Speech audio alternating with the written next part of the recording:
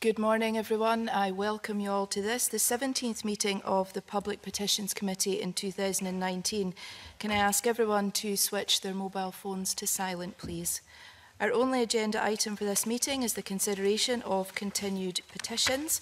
And the first petition for consideration today is petition PE 1463 on effective thyroid and adrenal testing, diagnosis and treatment, lodged by Sandra White, Marion Dyer and Lorraine Cleaver.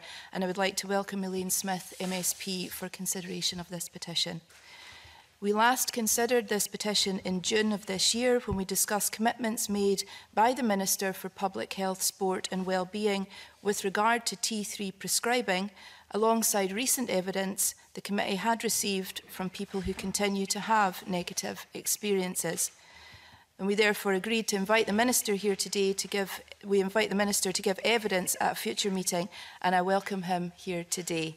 And he's joined by Anita Stewart, Team Leader, Neurological Conditions, Chronic Pain and Long-Term Conditions, and Alpana Mayer, Head of Effective Prescribing and Therapeutic Branch, Scottish Government. I welcome you all and invite a brief opening statement from the Minister of no more than 5 minutes, and then we'll go to questions. Thank you, Convener, and thanks to the committee for inviting me along today. I do value the important contribution the committee has made for the understanding and awareness raising of this complex issue. I want to start by reassuring the committee that I remain fully committed to seeing a consistent prescribing policy towards T3 right across Scotland. Our overall aim is that people are able to access the best possible care and support and benefit from healthcare services that are safe, effective and that put people at the centre of their care, and we continue to strive to ensure that that is the case. I wrote to all health boards in Scotland to clarify the Scottish Government's position on T3 prescribing. All boards have confirmed that they are committed to a holistic and safe review of patients prescribed, and that patients can initiate and continue to be prescribed T3 where it is safe and clinically appropriate. I'm pleased to advise that in March of this year, the Scottish Clinical Biochemistry Network published guidance for thyroid testing. This guidance was peer-reviewed and is now available on the network website. The draft NICE guideline was published in June 2019, and the Scottish Clinical Biochemistry Network has reviewed this and identified areas that it may revisit its own guidance on once the final NICE guideline is published this November. So I hope these actions have gone some way to persuading the committee that we are acting to improve treatment for thyroid condition, and I look forward to hearing the discussion and answering questions. Thank you, Minister. During the debate on the petition last year and in correspondence to the Health and Sport Committee this year, you made a clear commitment to engage directly with the people who cannot access the treatment that they should get. Can you outline the extent of that engagement and what the outcomes have been, please? So I think I made the commitment that I would engage directly with NHS boards and asked members across the chamber to make me aware of any cases that continued to be not seeing the smoothest process. So there were a number who continued to come forward, and my officials have engaged with the boards where there continued to be a problem, in spite of having come back to us initially saying we have processes in place. That wasn't the experience initially on the ground, and so we've engaged directly with those remaining boards. And do you think that there still is an issue with clinicians not believing people who present the symptoms they are experiencing and then in that turn not getting the treatment that they need? I think we've seen a huge improvement to the experience that I think most people will be experiencing across Scotland. There was a remaining 2 boards which I thought were challenging, and I think there's been considerable progress as well. Good morning, Minister. The Scottish Government have stated their position that they're looking for this sort of consistent prescribing policy of T3 across the whole of Scotland. And we understand, as you've outlined here, the health boards have confirmed that that's the direction of travel that they want to go in. If I could read, the commitment was a holistic and safe review of patient-prescribed T3, which is undertaken by a healthcare professional based on the needs of the individual patient, and also that clinicians initiating and continuing T3 where it's safe and clinically appropriate to do so, as agreed with a consultant who specialises in endocrinology. So to what extent do you think that consistency of prescribing is happening across, and how can you assure the petitioners that what the government is looking for is actually happening on the ground? I think when the experience of people has improved, in some cases it's clear that the issue wasn't so much in relation to clinicians, but more about processes which were then in place, you know, and I think the remaining more challenging board is looking at putting T3 on the formulae, which will make that process more straightforward. And one of the things that we sort of during our sort of experience through this petition was that it was almost 50% of you know, the experts said the prescribing of T3 was a good thing, and 50% didn't believe it. Yeah. So has there been a shift towards this recommendation or understanding of where T3 sits within the prescribing pattern? I think that the evidence is that for most people, T4 would be the preferred treatment. Yeah. For most people, but clearly there is a significant group of people where, for a number of reasons, that T4 would not be the best treatment for them, and the challenge has been getting to that. Even getting on a test has been challenging. But yeah, Annie, do you want to add a bit around? Yeah, sorry, I'm Minnie Mishra. I'm from the Chief Medical Officer's Directorate. I'm not Anita Stewart. Anita's sitting behind me. So basically, even now, most clinicians will follow the guidelines that exist, which is the British Thyroid Association guidelines, which takes account of guidelines produced in America, Europe, and elsewhere. So it isn't that they don't believe, they still say that there's not enough evidence to support the regular use of T3, and that it should be within a trial type scenario where you use the T3. They don't still recommend that T3 should be given as a monotherapy, but it could be considered as a joint therapy with T4, but regulated, monitored, and they've called for more randomized controlled trials to be done. So there is a lack of evidence which is worrying them, not the issue that there is evidence that it doesn't work, if you see there's a slight difference there. So they're asking for more evidence, and while they're asking for more evidence, they say we will do it in a very controlled way and monitor it. So that, because everyone understands that too much of replacement is harmful, too little is harmful. So how do you get it right for an individual person with all the complications that the individuals may have? So that's where the clinicians are at the moment. I think again what I think where I was getting to was during our evidence sessions there was a certain element of clinicians, you know, and it was kind of 50-50 that were resistant to even allowing T3 to be used in cases where perhaps it could be the other 50% would have said it was appropriate. And I just, you know, is there a shift away from that resistance? I guess the guidelines that was published in March kind of gives a bit of consistency. So that was peer-reviewed guidelines. So kind of hopefully that pulls together, and that's something we need to continue. That group need to continue to look at the evidence. So the new NICE work needs to be taken into account and looked forward. So there's consistency. But okay. Ultimately, it has to be about that individual patient. Okay, thank you. Okay. I really must apologise. We weren't informed that there was going to be somebody else there. Sorry, could you just repeat your name for the record, please? I'm Dr. Padmini Mishra. Okay, thank you so much. I'm so sorry. No. Elaine Smith. Thank you very much, Convener. And thanks to the Minister and officials for coming along. I'm actually struck by how far we've moved since the last Minister and officials were in front of the committee, and I'm heartened that that now the issue is being taken rather more seriously.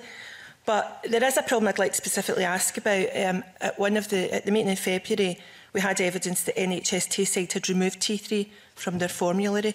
Can we just confirm that it is now back on their formulary? It's not back on the formulary, but they're going through the process to put it back on the formulary, as I understand. So I think that is that is proven to be one of the particular barriers in terms of because it wasn't on the formulary, the processes that someone had to go through, including the endocrinologist, were more hoops than you would imagine you would have to go through. Did you? I mean, just so that they do feel that the processes that they've gone through so far, they have considered each patient case. So even though it wasn't on the formulary, it was still available to individuals that needed it. So I think that we just have to be clear that because something's not on the formulary doesn't mean a clinician can't prescribe it. But because of the processes that they went through, these were much lengthier for some patients. So there has been an application by the endocrinologist to have it added back to their formulary, and that will be in place later this year. I think, Convener, the problem is that we had evidence that that actually wasn't the case, that endocrinologists had prescribed it, that there were mainly women on it who were being taken off it, and that was part of the issue. So I don't want to contradict what evidence you have or what they've told you, but what we were being told did contradict that. So, you know, the important thing is that application is there to put it back on NHS Tayside's formulary, which I think something we can all welcome. I think that is absolutely hugely important. Could I just ask about the guidelines that the Minister referred to? Because again, the problem with that is that people like Dr Midgley and some of the constituents who've written in have basically said that in those guidelines, two of the references are 28 years old, and they've used the archived 2006 guidelines from the British Thyroid Association, which were then overtaken. So I think that's a slight problem with those clinical guidelines on testing. So the new guidelines have been peer reviewed, and so that's important. And obviously we are waiting for the final NICE work. But so there may be references which are old, because there are, in some cases, some of the trials are very old and no new trials have been done. So they would look at all references, and they'll be peer-reviewed and critiqued by them as well. But the good thing about although the NICE guidelines might change because it's going through a draft process and consultation process, the good thing about the NICE guidelines is they have looked at more recent literature and everything in their processes that they go through, and there's very little difference between what the Scottish endocrine group have produced, a biochemistry group have produced compared to them. Very few areas. And they've also given a commitment that they will look at, if there is any discrepancies, they will look at it and update the guidelines. I think maybe, if Convener, if I may, Dr Midgley, who was one of the architects of the testing, has had some issues with these, so I wondered if that might be something as well that the government and the group might look at. Dr Midgley's comments to this committee. I mean, I think we could pass your comments on to the group, yeah. and they can make sure for their continuing. Obviously, everybody wants the guidelines to be as up to date as possible. So that's why, you know, it's important that the new NICE guidelines has been taken into account in terms of the Scottish context. Okay, thank you, Ms Smith. I'm going to take in members of the committee now. Thanks. And Maurice Corey. Thank you. How do you respond to the concerns that we've heard that there's a gap between what you think is happening and what we as a committee have been told is happening with regard to the T3 prescribing? And obviously you've highlighted the Tayside situation as well. Could you open up on that a bit? Yeah, so obviously after the debate, I wrote to all the boards. All the boards came back confirming that they understood and that they had processes in place. But at that point, we still were experiencing some, mainly women, who that was not their experience on the ground. Mm-hmm. So that's why officials went back and engaged with those boards directly. Right. Okay. So you're happy about that? That's beginning to be addressed. I think certainly my inbox would suggest that in the main, and you know, there's still the gaps. issue with the formulae in Tayside, so I think that So will what deal with processes. sorry, supplementary, please, Mr. Chair. So what are you doing to sort of rectify that, Minister? So we've there's a process underway in Tayside. And that's being monitored. How is that being sort of? So it's a process for that NHS Tayside are taking forward in terms of adding T3 to their formulary. Yeah, so that's because I think the problem there was the processes when it wasn't on the formulary were the blockage rather than anything else. Okay. So that will there's no monitoring. That will there's a process at NHS Tayside to take that forward. So. Can I ask a further point? I mean, I read extensively about Dr. Toff's holistic approach to this whole matter.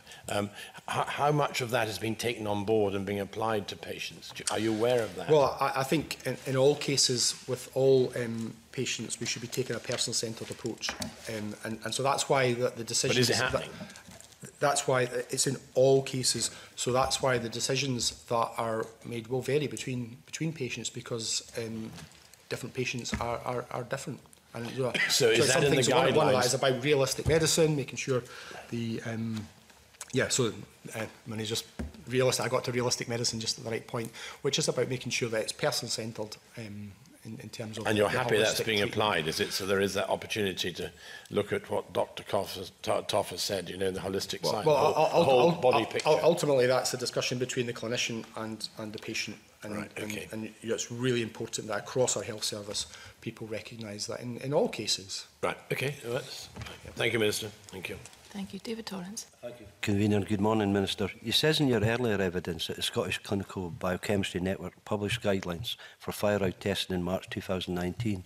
The petitioner is of view that these guidelines merely copy the same old ideas and take into account none of the new evidence. How would you respond to this?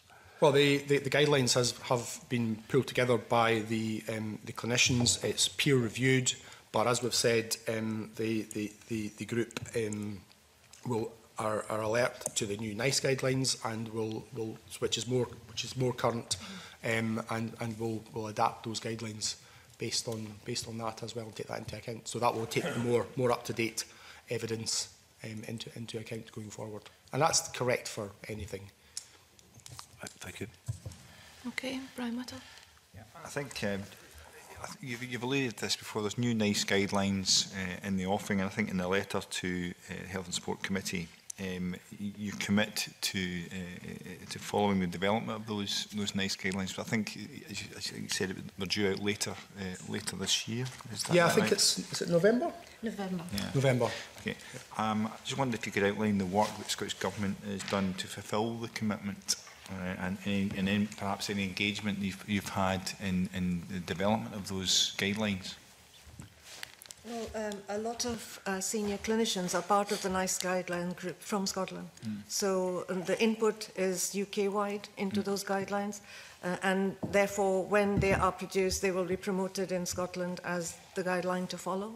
Okay. I think finally, if I could, I think that, as Elaine Smith has alluded to, this petition has moved quite significantly from when it was first brought to this committee.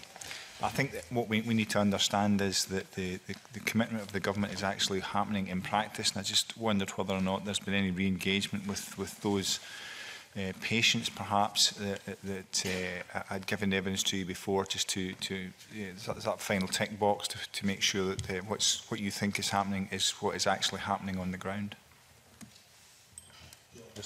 Yeah, so quite often the patients, if they do have issues, particularly in relation to the prescribing or access, they will contact us directly as a branch, and we will speak to them, and then if there are any further outstanding queries, we'll follow that up with the health board.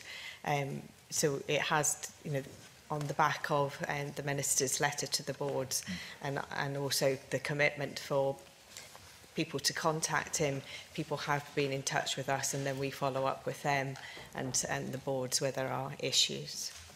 So would it be your sense then that the progress that we think is being made is actually what was happening on the ground?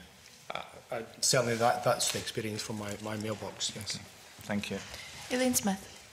Much, Convener. The Minister said that most people did well on T4. Part of the problem with that, though, is that actually they maybe don't know that they're not doing well in other ways. So they're on T4, but they've got lots of other symptoms, and I've been there myself. And so it's not necessarily, but prior to T4, obviously, it was desiccated thyroid hormone. That was the normal treatment, and it worked very, very well in this country for patients. And I know patients who were on it were put on T4 and have never been particularly well since. They might be functioning. But we also know that 10%, which is admitted to by the establishment, don't do well on T4. It's 15% in America. So we have to consider those people. So although the T3 is a trial, actually it's for those 10% people that don't do well. And when I say don't do well, what I mean is they may die if they're not treated on T3. They certainly wouldn't be functioning. They would be extremely disabled. And so I think that has to be considered. And also with the dual T4, T3, we should also be in mind that there are people allergic to T4, like myself. And so that's another issue. So I suppose what I wanted to ask was that the petition started out talking about testing, diagnosis and treatment in the round. We kind of focused on T3. It wasn't an issue at the beginning. We focused on it because of the 6,000% price hike. If that hadn't happened, the people on T3 would still have been on it, and therefore that would have continued. So it was a price hike. It was a money-based thing that was the motivation to start taking folk off T3. So I suppose what I want to ask now is there any further plans to do an exercise in research and talk to the people involved rather than just peer-reviewed or looking at other countries? Is there any way that research can be done looking at the people involved, to look at the testing, diagnosis and treatment, to see if it is actually appropriate? So I think, as Minnie said at the start, research is challenging. The Chief Scientist's Office is the place that can fund research, but obviously the Chief Scientist doesn't commission research as such, because that's not the way science works. People will come with a proposal for a research proposal to the Chief Scientist. It feels like there's scope for some research here, so my guess is that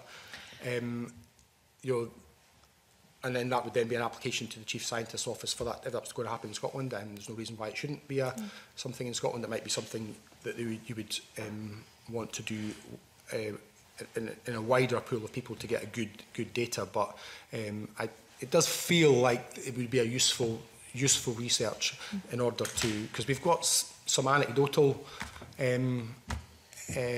evidence, but clearly if you're going to talk about treatment and making sure we have the best treatment for individuals, then proper scientific research is really the only way.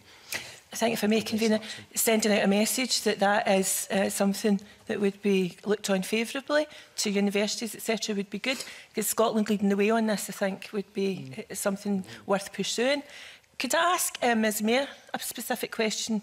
Is that appropriate? It's one small question about her brief.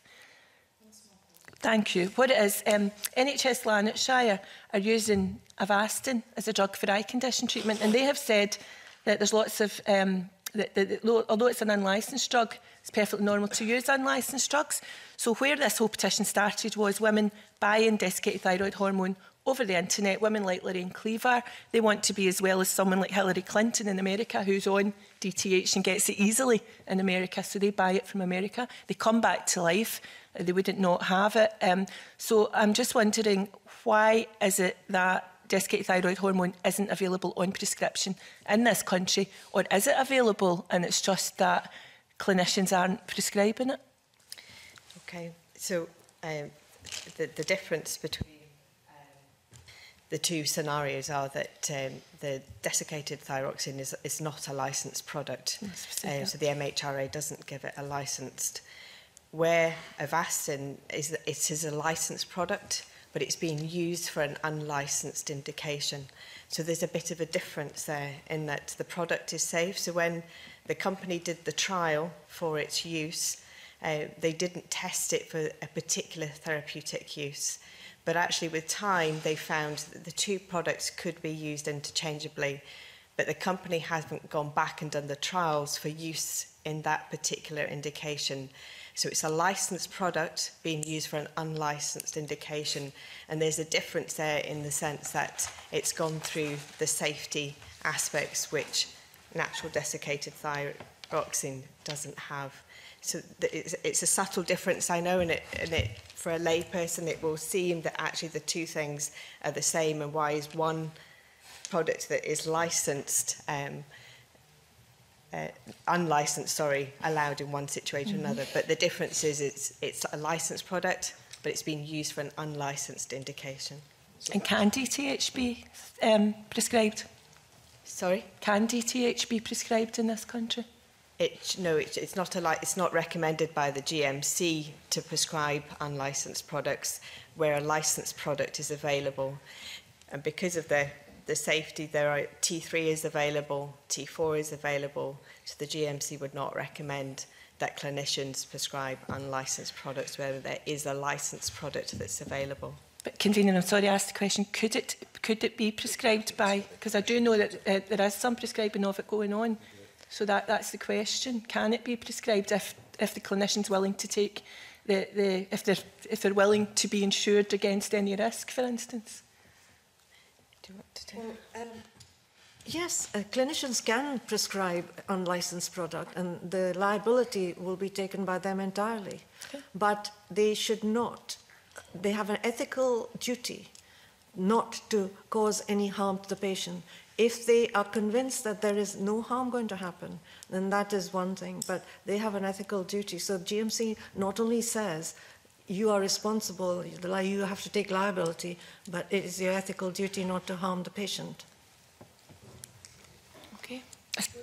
Patients feel that the harm is caused by them not being able to get it and not being able to live a full life, and when they buy it over the internet from America, they are coming back to life, and so this is a huge issue. I don't know whether it can be licensed because it's a natural product. I think that's the problem, that it can't be patented, but I don't know whether or not it can be licensed, if that's worth exploring. Licensing of medicine is reserved, so that's one of the other challenges we would have, so it might be a theoretic debate for us. Thank you for that very useful session and that clarification there. It's very helpful. Before we go on to comments or suggestions for action, I'd just like to remind the committee of the convener's words the last time this was considered. And she said, and I quote, "If we were to make one and only one commitment on the matter, it would be to bring Joe Fitzpatrick before the committee and ask him questions. However, we would not want things to go beyond that." So I would just like you to bear that in mind when we consider this. Comments and suggestions, committee members? Brian? I think this is one of those petitions that, from the petitioner's perspective, has gone an awful long way to answering what they were called for in the first place. We had took an awful lot of evidence. We produced a very thorough committee paper. We had a committee debate in the chamber.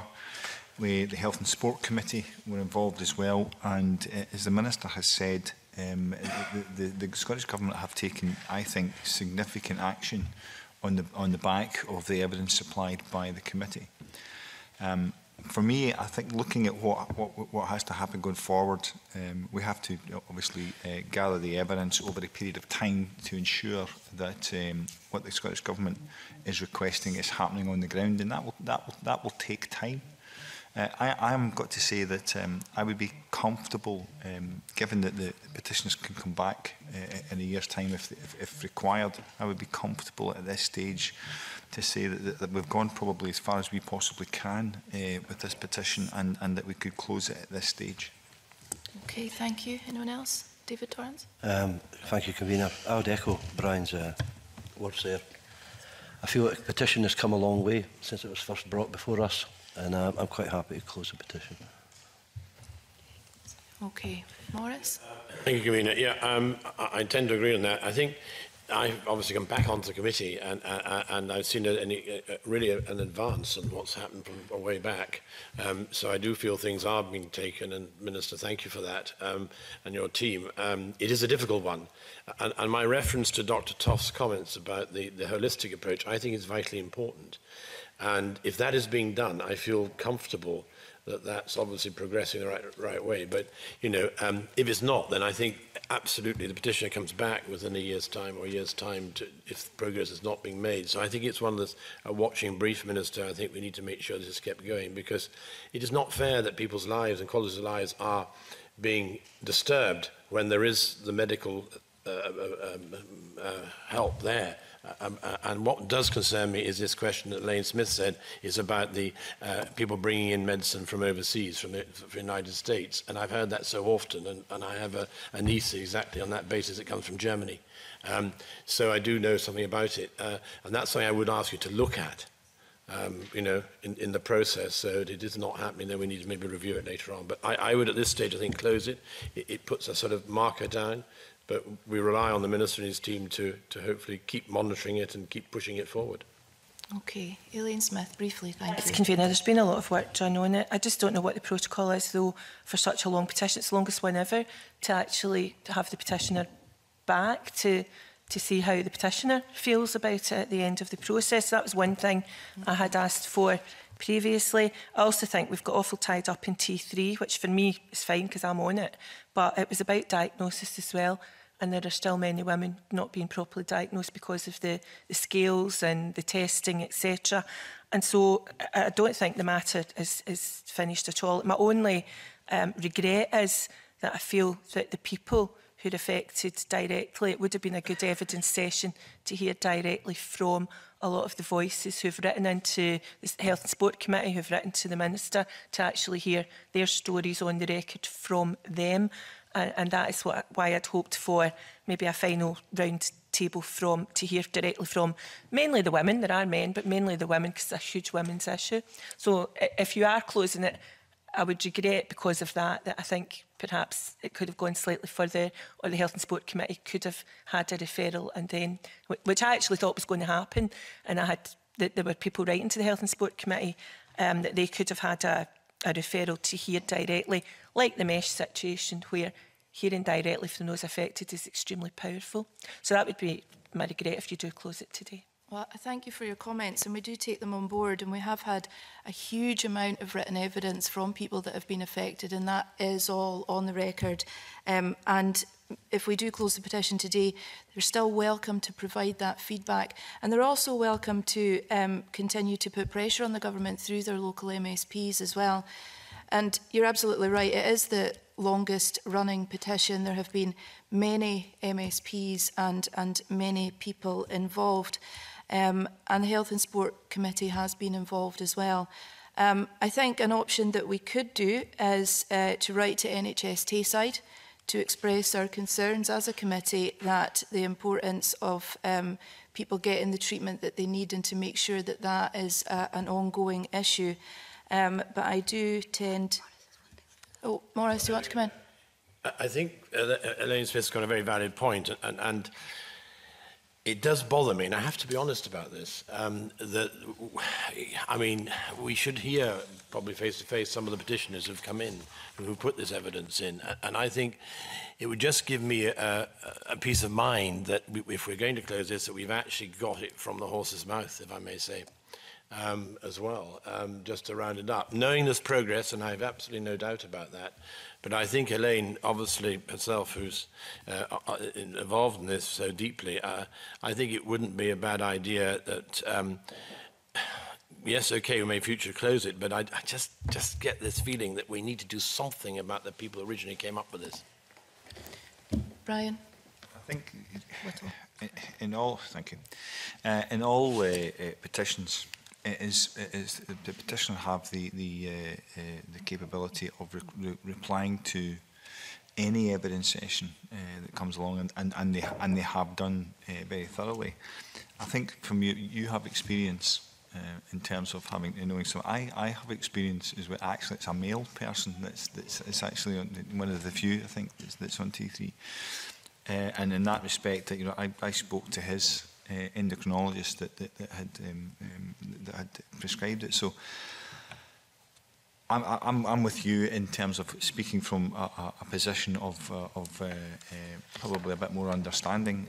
I think what we've got to consider here is what the committee can do and what the outcome of that is, and also, and I have to say this, the petitions that are now not getting the time that they require as well. So we have to consider all of that in the round. And my feeling is that given that there's still some work to do, and given that the work that has to be done will take time, it's still my opinion that at this stage we've gone as far as we can, and that once the evidence comes back to what's happening on the ground, as the Minister has indicated, the petitioners still have that ability to bring this back within that 1 year. So I'm still inclined at this stage to say that we've gone, I think, as far as this committee can go. Can I come in on that? I mean, could I ask the Minister a question? Minister, it might be sort of off wicket here, but what do you have intended to go back to the Commissioner? Obviously, the people you know who have been petitioning and things like that. Have you got any plans to have a forum with some of these people? Like as government, obviously, if people continue to write to us, then we will engage with anybody that has particular problems. And you know, we've probably been more hands-on on this than we would ordinarily be, because it's not really for politicians to get involved in this. But it did feel it's more about processes, so we have been doing that. So again, that would continue.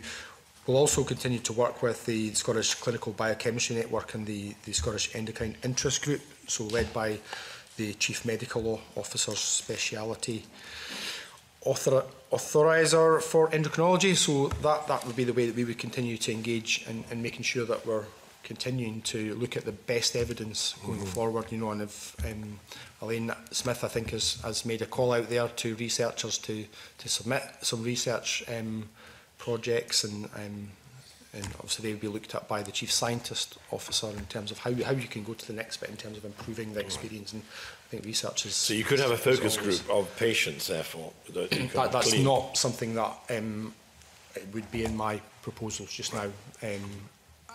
Possible idea? I think I would put that over to the network to discuss if that's something. So we could feed that into them if they feel that would be helpful. But I guess some of the people who had been writing to us will just be wanting to get on with their lives now, and if they've got a better experience, and others will be wanting to continue to engage in the process. So I think that would be for them to...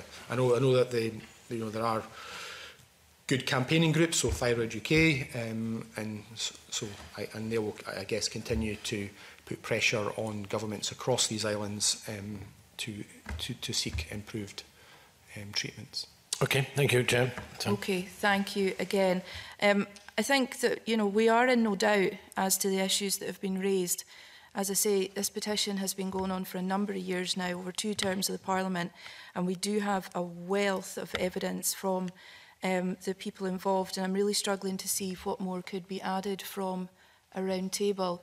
So I'm mindful to write to NHS Tayside with our concerns and to close this petition, mindful of everything we've heard today that the government and others are doing. Can I get... Agreed. Okay, thank you, everybody. And I obviously want to thank the petitioners, and special thanks to Elaine Smith and everyone else that has been involved. And obviously, in closing this petition, it doesn't mean that we don't recognise the issues. We've said time and again that we do, and we do see the actions being taken to address them. And if after a year, if the petitioners feel that the issues have not been addressed, then another petition can be brought forward at that time. So I'd like to thank everybody here today for your evidence. It was very good, thank you. And I'll suspend this meeting to allow a change of witnesses.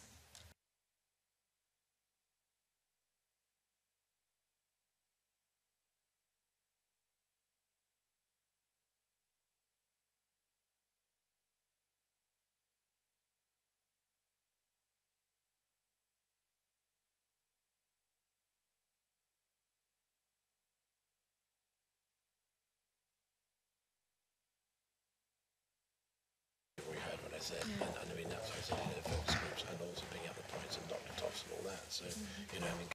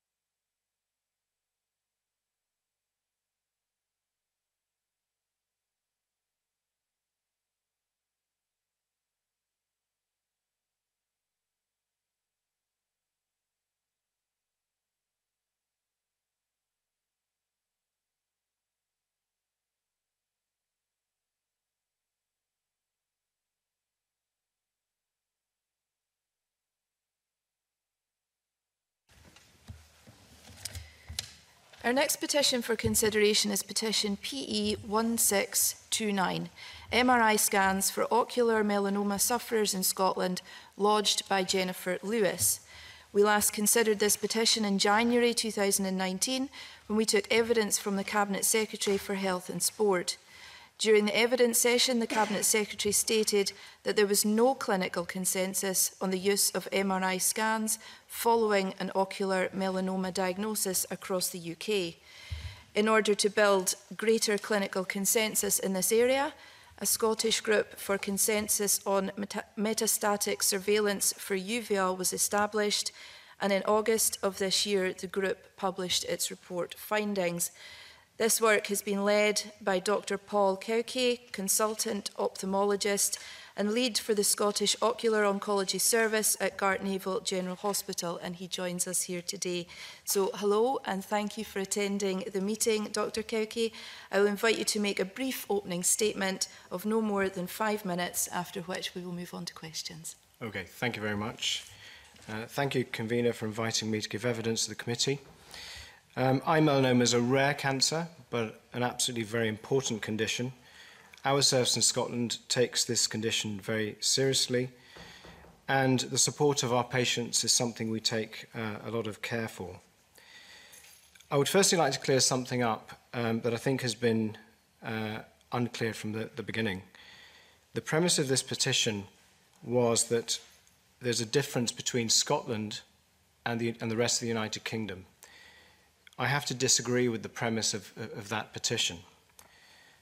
However, there is a problem in the UK with a consensus as to how surveillance should be undertaken. But this is not a Scottish issue, but a UK one. I'd like to make that very clear.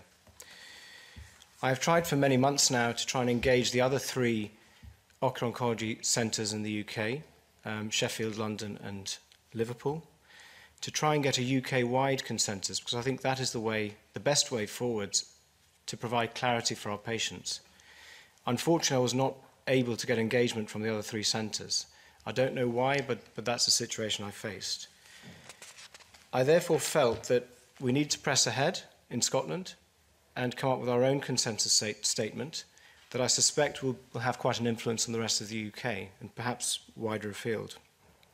So the statement group had representation from patients. We had a patient representative, Ronnie Blair from Scotland. We had an English oncologist. That's a general cancer specialist, not just an eye cancer specialist with an interest in eye cancer. We had 3 Scottish oncologists also. We had an English ocular oncologist, 2 Scottish pathologists, 2 Scottish radiologists, and myself and my colleague Vikas Chadha. This is not an attempt at drawing up guidelines. This is an attempt at bringing together a consensus statement. That's very important because we already have guidelines from 2015. that we can't really override. It has to complement those guidelines, if you like. The problem with the guidelines in 2015 was they were left quite vague because the group could not agree on a protocol that all the centres could follow. There was disagreement, essentially. And the main reason for the disagreement was the lack of evidence and the lack of consensus. So the statement from those guidelines were that there's a recommendation that a non-ionizing form of radiation be used to image the liver every 6 months. And that is a vague statement. The two forms of non-ionizing radiation are ultrasound and MRI scanning. So we needed to try and clarify that statement for our patients in Scotland. Unfortunately, despite an updated review of the literature from 2015, in other words, 4 more years after that, there's still a lack of evidence that MRI surveillance alters the life expectancy for our patients with eye melanoma. Furthermore, there is no curative treatment for patients who develop spread of this type of cancer. And although there are lots of new and exciting treatments, the evidence is still unfortunately lacking at the moment that any of these treatments make a difference. There are, however, many exciting clinical trials. We are very excited about this, and we want to be at the forefront of allowing our patients to access these trials. And in fact, the Beatson unit, the building next to where I work, is very much part of that. So the group decided to adopt a risk-stratified approach, and I actually read most of the proceedings from the previous gatherings of this group. And in one of those proceedings, it was suggested that we were not able to stratify risk in Scotland, which I absolutely refute. Every single one of our patients has a risk attached to their tumour. And it is not correct to say that you have to have a biopsy to have that risk stratification. There's a very accurate way of stratifying risk based on size and location of tumour. So we absolutely know the risk of all our patients that come through in Scotland. And one of the main drivers really for this is that we want to allow our patients to access these clinical trials. So we decided that we would adopt a high-risk, low-risk strategy in that the high-risk patients would be offered MRI scanning every 6 months, and the low-risk patients would continue as they do at the moment, getting liver ultrasound and then go on to MRI scanning if required. There is no risk-free aspect to this. Even MRI scanning has many risks, which I might discuss later on. But in conclusion, we feel that we have reached as far as we can reach with a consensus with a group of clinicians and a patient representative to try and come up with a pragmatic approach for our patients in Scotland and to allow our high-risk patients to access the exciting clinical trials that are coming online now, and also the liver-directed and systemic treatments that are available for them. And I feel that this consensus statement is a real step forwards in clarifying the situation for our patients. And at least in Scotland, we'll be able to say, this is the line in the sand for our patients. This report has been approved by the NSD in Scotland.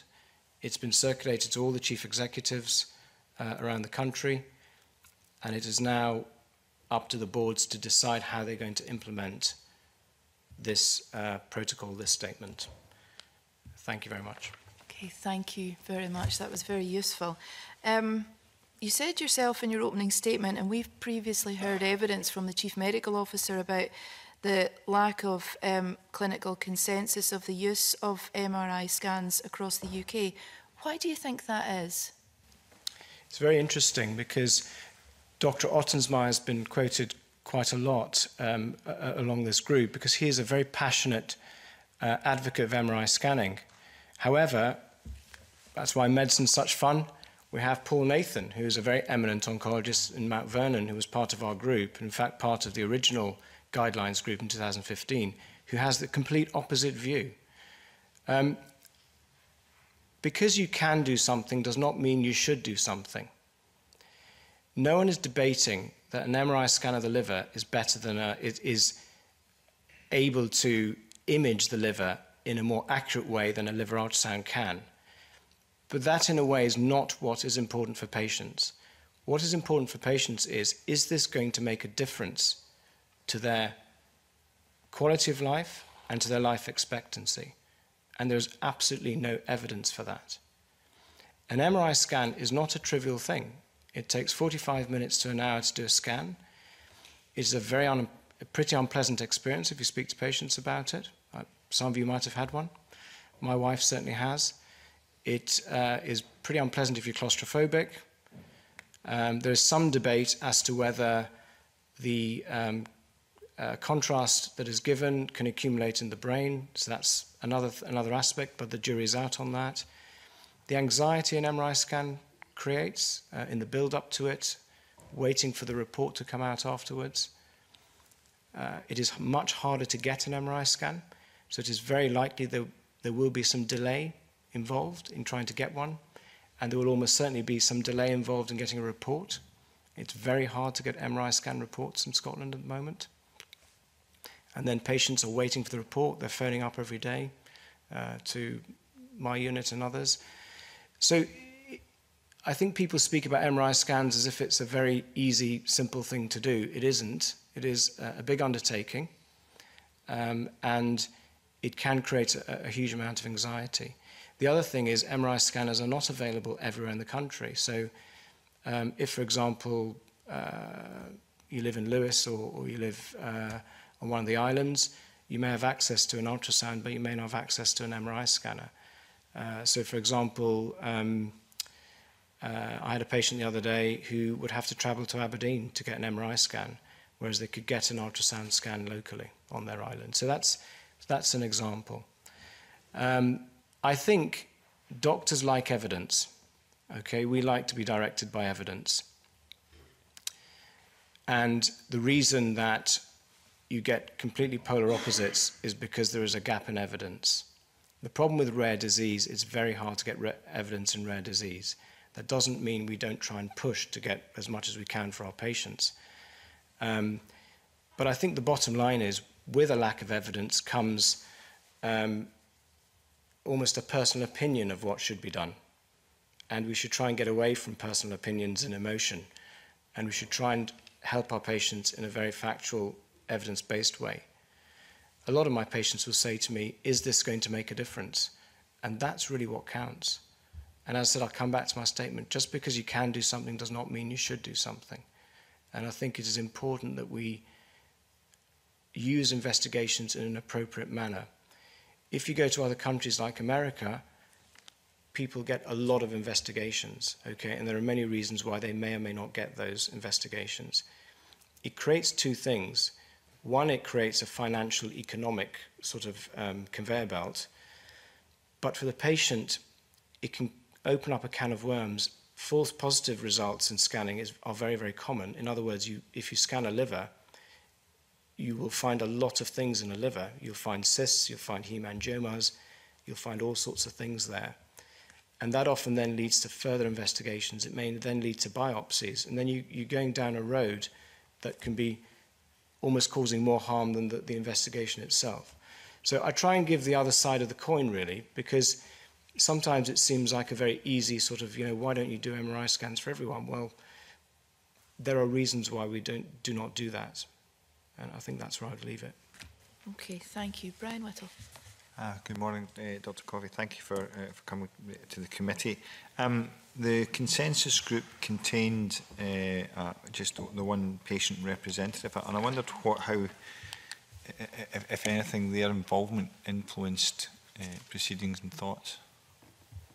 Very valuable to have Ronnie Blair there. He's one of our patients.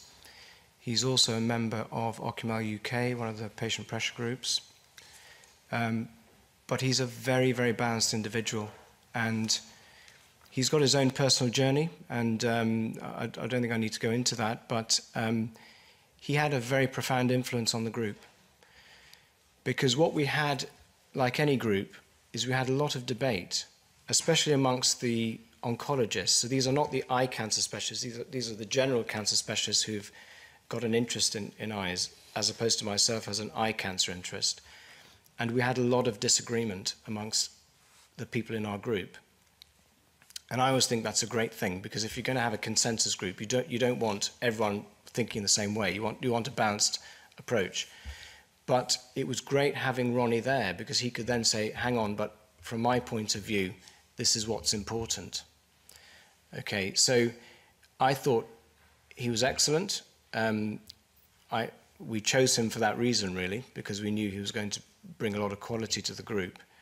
So he had a big impact on the group. And I think Ronnie, at the end of the process, realised that we reached quite a pragmatic decision. We probably didn't reach the decision he wanted, but we reached a decision that I think we could all be happy with. Because believe me, there's so much heated debate in this that all these names would not be here if we did not all agree. And there was a time when we thought we were going to lose a few people that would not give their agreement to this consensus group. So I thought the group was well run. I thought it was, there was very robust debate, and I thought that we gave our patient representative a lot of time and a lot of influence on the proceedings. Just as a quick follow-up, then, if his impact was as helpful as you say it is, was there any discussion around perhaps engaging with other potential, or potentially with other patients in the same situation?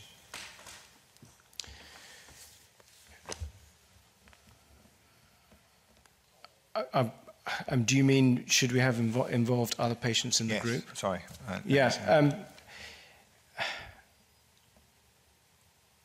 Well, we decided to have one patient representative.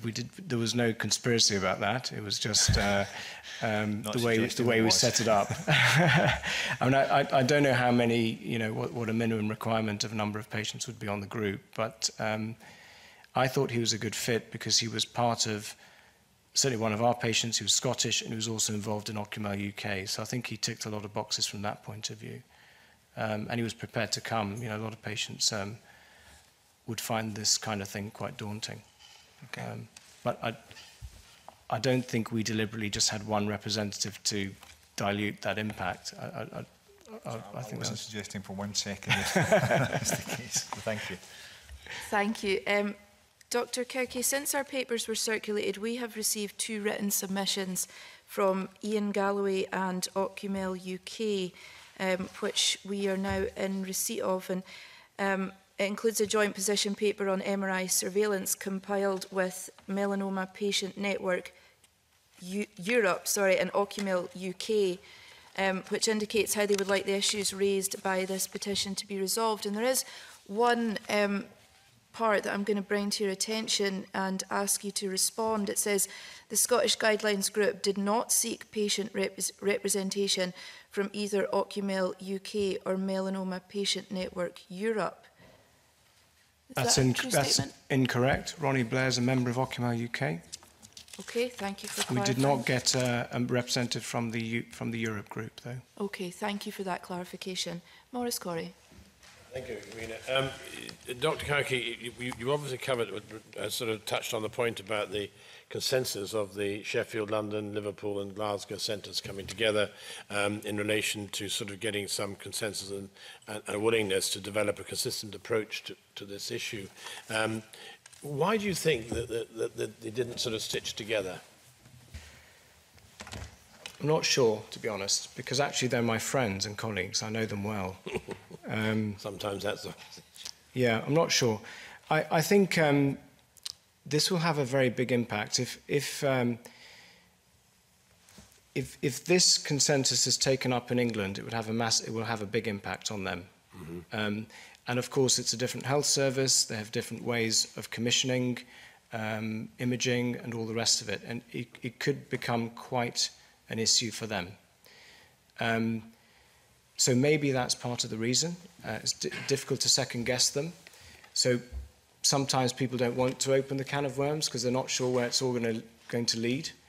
Mm-hmm. I like clarity, and so if there's a problem or an issue, I think it's terrible for patients to have different experiences depending on where they go.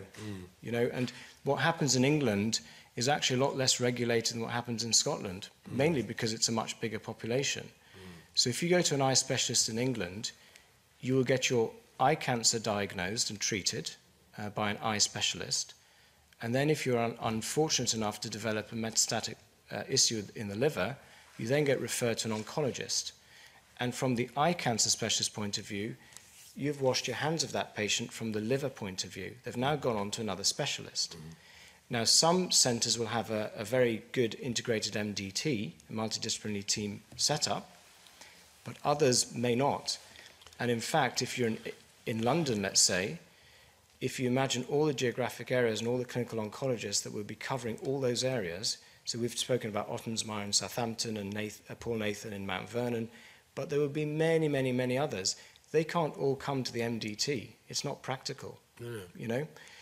So what then happens is you get the situation where if you go to Nathan, you're going to get a liver ultrasound. If you go to Ottensmire, you're going to get an MRI scan. And if you go to someone else, you might, if you're high risk, you might get that. If you're low risk, so in other words, there's a whole variety of what's going on. In Scotland, we have a much tighter picture, if you like, mainly because of population, I suppose. And so we had a fighting chance of trying to get a consensus for this country and for our patients. Maybe in England, it's a much, much harder task, just basically because of population. If I was one of the English ocular oncologists, I would welcome this and I would want to be on this group.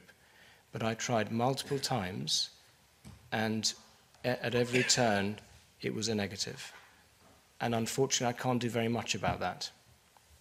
But, Convener, I can just ask one more question on this.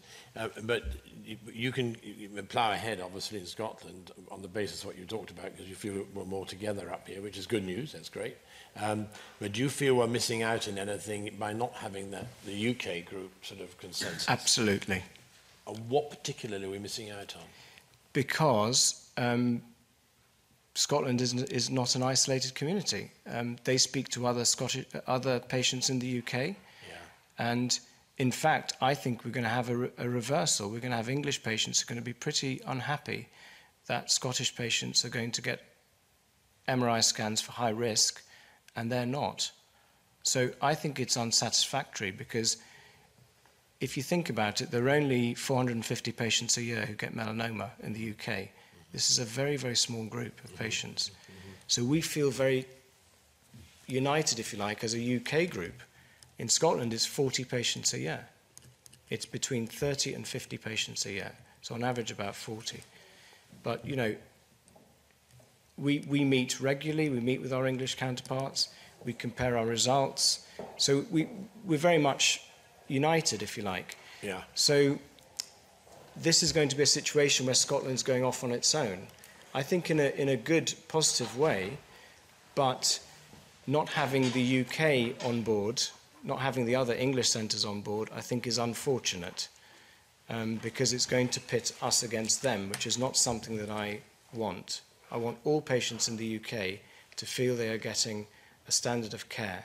Right. And I don't think that's going to happen because of the non-engagement from the English centres. If we just take Scotland itself, I mean, we're not going to lose out. I mean, our quality of medical support is not going to be depleted because we can't get an agreement with the rest of the UK. No, I think the opposite. Yeah, I was to say, it was a devil's advocate here. Yes. Exactly. No, I think more patients are going to get MRI scans in Scotland because of this than they are in England. Yeah. Thank you, Convener. Thank you. David Torrance. Thank you, Convener. Do you agree with petitioners' concerns that because ocular melanoma is so rare, there is a lack of understanding amongst the medical professions about the conditions and the risks associated with it? I have to respectfully disagree with that. You know, this condition is our passion. This is my, you know, this is what I dedicate my life to. So the idea that I don't take it seriously because it's a rare cancer, I think is not correct. I think it's interesting though, because if you look at something like colorectal cancer, which has similarities because the organ of spread of disease from the colon and the rectum is the liver, often. Okay, it's not just the liver, it can be other organs as well. So there are some similarities. In other words, how do you image the liver, how often, and so on. Interestingly, with colorectal cancer, there are a lot of treatments that are a lot better and more effective than unfortunately, our cancer. However, they only image the liver for 5 years in most centres, and then they stop. They don't use MRI, they use CT and ultrasound. There are varying opinions on what to do as well in colorectal, but colorectal is a very common cancer. So in fact, I would disagree with that statement. We adopt surveillance for a much longer period of time in a rare cancer than a sort of similar common cancer does. So I'm not sure that statement holds up, I think. Thank you for that. Okay, thank you. Brian Whittle. Okay, thank you, Convener.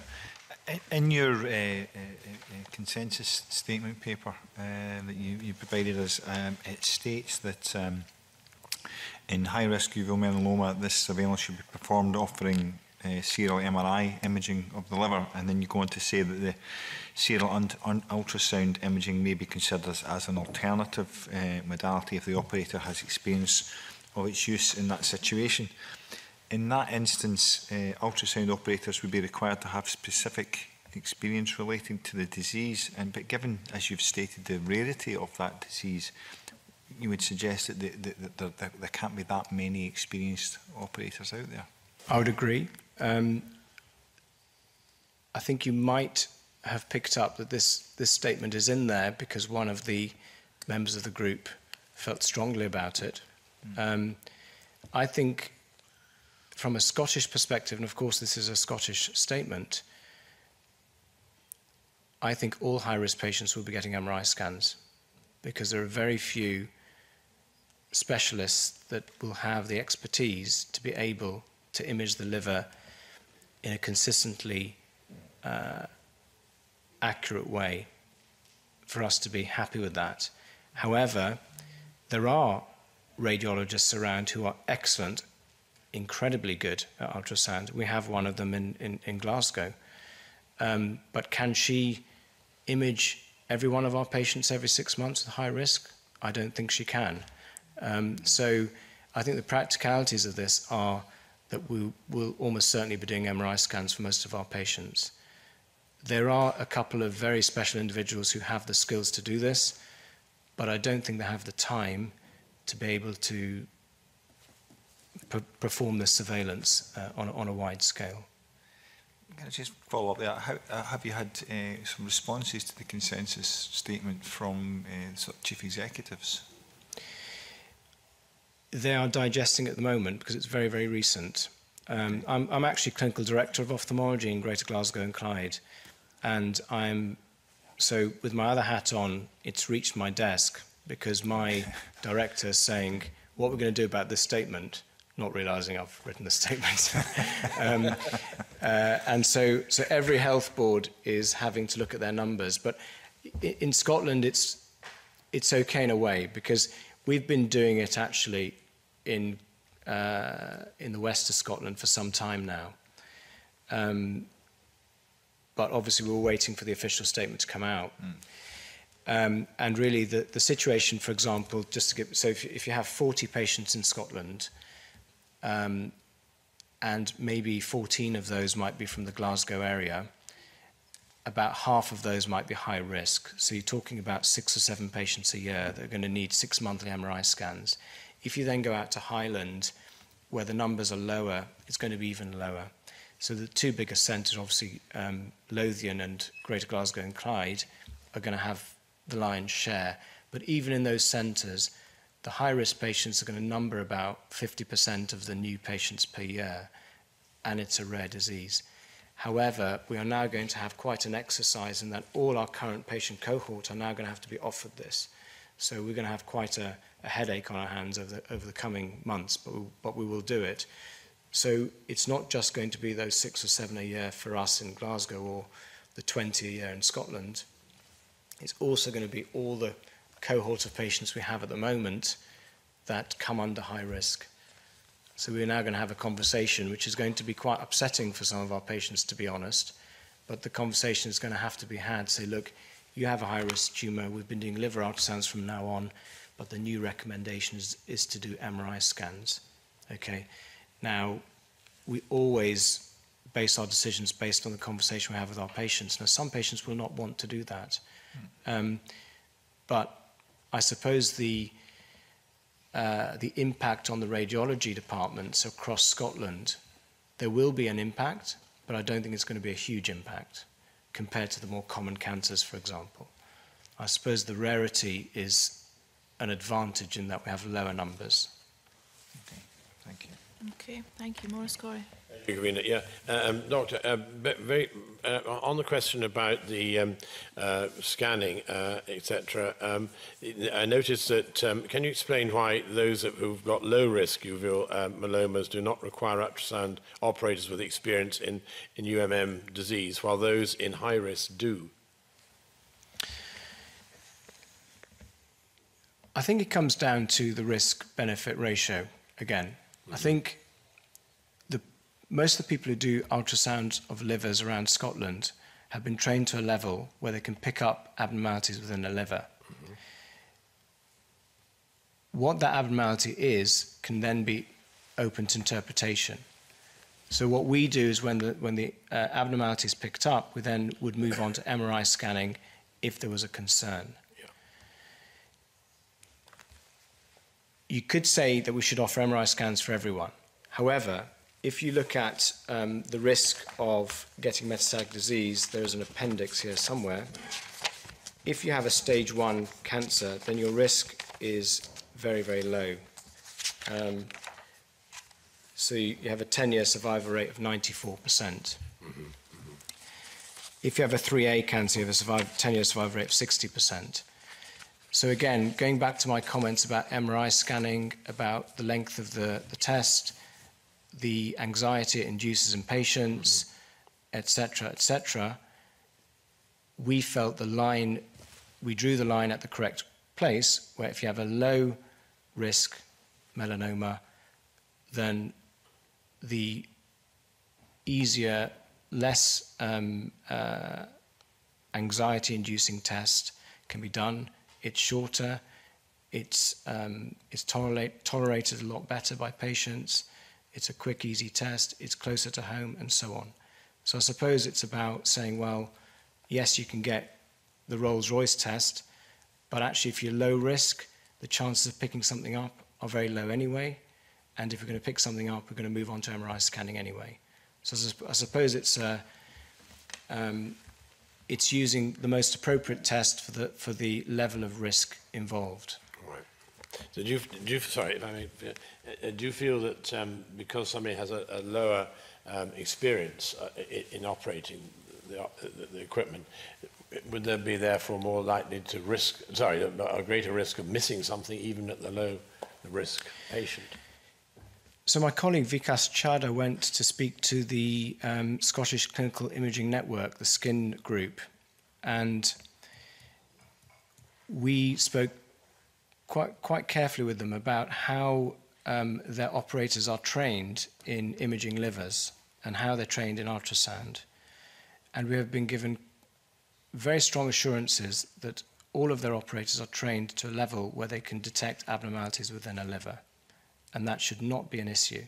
Now, there may always be issues of, for example, if you have a very obese patient, you may not be able to image the liver completely. So there may be a substandard scan. And again, our group looked at those, at that category. And if we came back with a report saying, well, we imaged the liver and it was clear, but we couldn't see the whole of the liver, then we would move on to an MRI scan. So there are always caveats. But I think on the specific point of do we have confidence in the radiographers or radiologists doing the scans and being able to pick up abnormalities within the liver, we have been given assurances by the Scottish Clinical Imaging Network that that is the case. And I think we have to have confidence in that. Doctor, thank you. Thank you, Jim. Thank you. Dr. Kirky, I hate talking about money when it comes to people's health, but unfortunately it's inevitable. So I just wanted to ask, do you anticipate any additional costs or funding implications in future? There will be a cost implication, clearly, because we will be doing more MRI scans than we did previously. And being a clinical director, there is a lot of pressure on radiology, undoubtedly. And I think people forget about the reporting, because you can get your scan, but it can take you several months to get that report back, which can be probably the most anxious time for patients, believe me. So there will be a cost implication. I think that with the numbers involved, I would hope that that could be absorbed in the current setup. I don't envisage needing more infrastructure, more staffing, and any great changes from that point of view, but it is going to cost more money, undoubtedly. Okay. And of course, we always have to think of resource, because an MRI scan takes about an hour, so that's an hour of scanning that you are taking away from the system for someone who's desperate for a scan. So, for example, someone who has a headache, who has been booked for an MRI scan, may wait several months to get an MRI scan. And it's those slots that are available within the system that are preventing that patient from getting there. So I suppose, like everything in health, you can't just think about your own little bit. You have to think about the whole system as well. Okay. Brian Whittle. Thank you. This new NICE guidelines on accrediting uveal melanoma national guidelines coming out, they're due to be published next year, I understand. Is there scope for the consensus statement to feed into the development of those? That's our hope. That's our hope, absolutely. So the 2015 melanoma focus guidelines are due to be updated in 2020. And so maybe that was another reason why there was a reluctance for the other groups to be involved, because maybe they thought it's coming anyway in 2020, so why are we going to do something, why are we going to go through all the bother now when we're going to have to do it anyway in 2020? Clearly, we were not prepared to wait for that time to come. I think this is going to have a very big impact on those guidelines. Paul Nathan, who was a member of our group, was the chair of the previous guidelines group, and I suspect he will be on the next group. So I cannot imagine that this will not have an impact. We had a meeting very recently in Sheffield where all the eye cancer groups in the UK meet and we compare our results. And we presented this work at that meeting, and it was very, very well received. And I was quite surprised in a way that there wasn't much more negative feedback from my colleagues in England, because it is going to have an impact on them, I think, in the long run.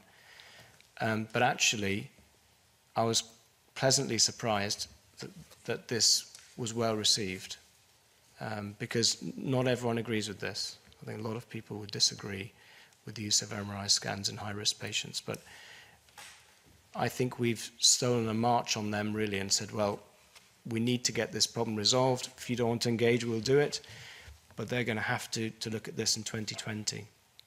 The problem we have here is that if you just go on evidence, you would not scan anyone, okay? And I have actually spoken to clinical oncologists who have that opinion. I said, why are you doing any of these scans? We do not agree with that. And the problem with a rare disease is that if you are waiting for the evidence may never come. So we need to be pushing the boundaries. But at the same time, we need to have a balance.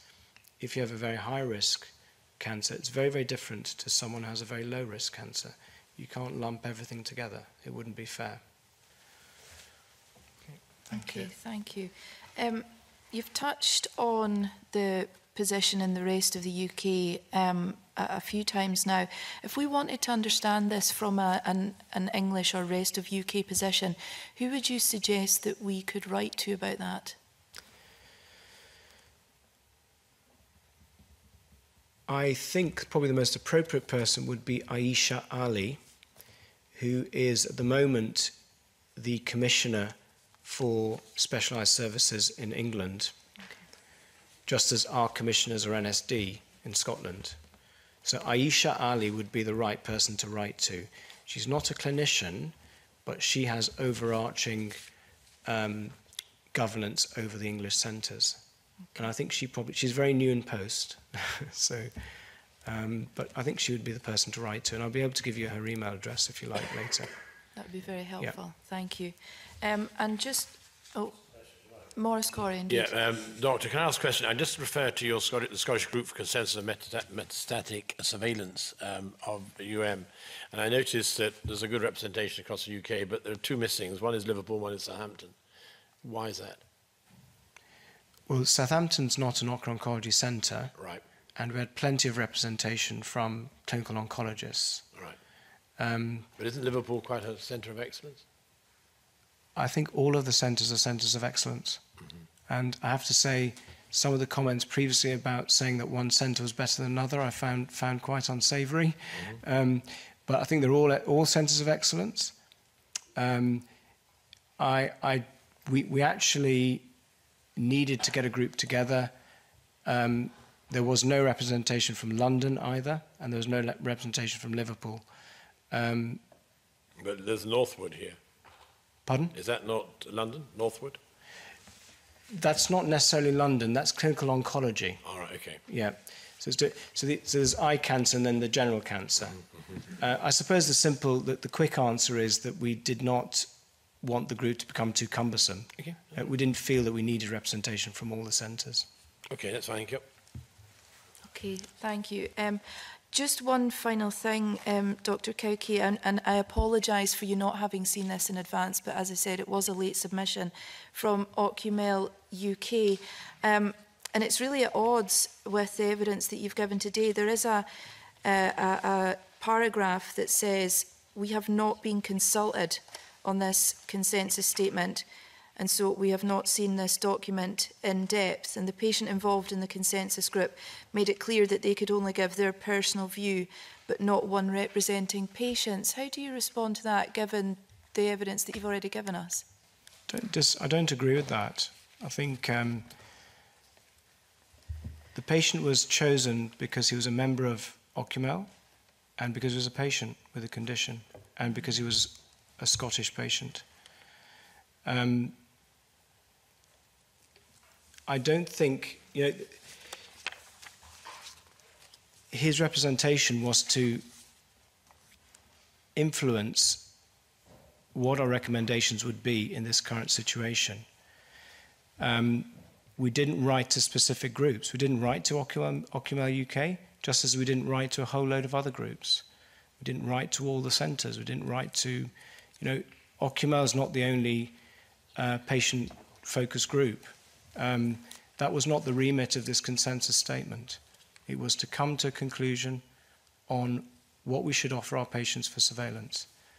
I don't think that we needed to consult Ocumel.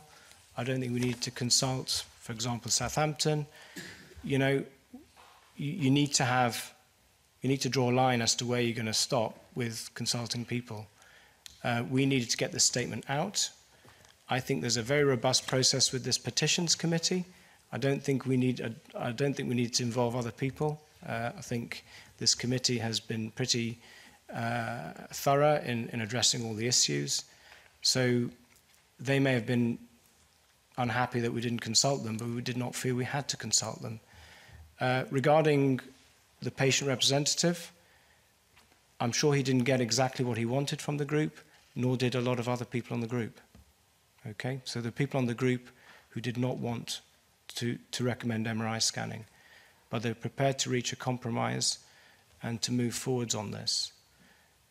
So I'm not surprised there are unhappy parties in this, but actually this is better than the previous situation. Okay, thank you. Thank you very much. Members, any comments or suggestions for action reflecting on the evidence that we've heard? Brian Whittle? Thank you, Convener. I think I was just having a quick read over there, just what the petitioner was looking for here, and I think that from the start of this petition there has been significant work done. I think comprehensive work done here, and quite leading work done. I think from what Dr. Cowkey was saying there. I think also we've got to be really careful in our deliberation. It's not our responsibility to direct clinicians. Ours is responsibility to gather evidence. So for me, I think there's an awful lot of this. The petitioner has been responsible for quite a significant shift in the way in which the treatment is being given. I am of a mind that the only thing really left for us to do would be just to get the responses from the petitioner to the evidence that's been given today, to see whether they are satisfied with the work that's been done. But for me, I think it's been really comprehensive work done here, and the petitioner has done a great service. I think you know, I'm almost of a mind to say close it, but I think I'd like to get the response of the petitioner first. Okay. Any other comments, suggestions? Yes, I agree with that. I think Brian's right. We'd like to hear what he has to say. Okay, so we will agree to seek the views of the petitioner in response to the consensus statement and also the evidence today. Could I ask Dr Cowkey if you could respond in writing to the 2 late submissions that we've had, because I think there are some things that maybe we want to hear your views on as well, and also to write to find out the English position also. If we're all agreed with that? Great. Thank you very much for your evidence. I'll suspend the meeting for a change of witnesses.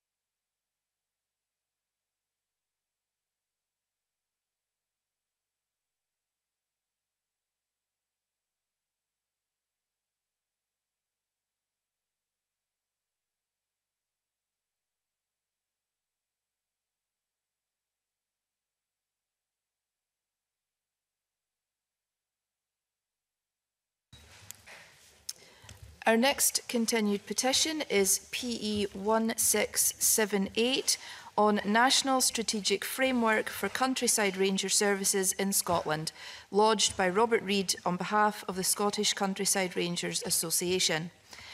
At the last consideration of the petition in April 2019, the committee agreed to take oral evidence in a roundtable format to explore the role of countryside rangers, why it is important, what the challenges are to the sustainability of the ranger service, and the possibility of a working group to examine the issues involved in detail. So I welcome you all here today, and we'll go around the table with introductions, starting with myself. I'm Gail Ross, I'm the MSP for Caithness, Sutherland and Ross, and I am your convener for today. I'm Martin Gray, I'm the Ranger and Visitor Services Manager for Historic Environment Scotland. I'm Jim Downey, I'm Ranger Manager for Lochland Trossachs National Park. Morning, I'm Brian Whittle, I'm an MSP for the South of Scotland. Bob Reid, Scottish Countryside Rangers Association, Archives Specialist. Maurice Corrie, Regional MSP for West Scotland. I'm Eileen Stewart, I'm Deputy Director for Scottish Natural Heritage. I'm George Potts, Chair of the Scottish Countryside Rangers Association. Good morning, I'm David Torrance, MSP for Kirkcaldy constituency. And then we have the official report and our very valuable clerks who provide the committee with our background support. Now, this is a roundtable evidence session, so I very much welcome a flow of discussion and exchanges of views. And you should feel freely just to engage with each other, but if you could do so through the chair, please. So if you catch either my eye or one of the clerks, and we'll bring you in where we can. And as you've seen, you don't need to touch your consoles or press your buttons to speak. Our very capable sound engineer will do that for us. So I would like to start by asking the first question. And in its submission that we received, Loch Lomond and the Trossachs National Park said, without a clear understanding and appreciation across the public sector of the value of ranger services, the profession faces a challenging and uncertain future. So in light of this, I wonder if we could have an outline of the benefits of the ranger service here in Scotland.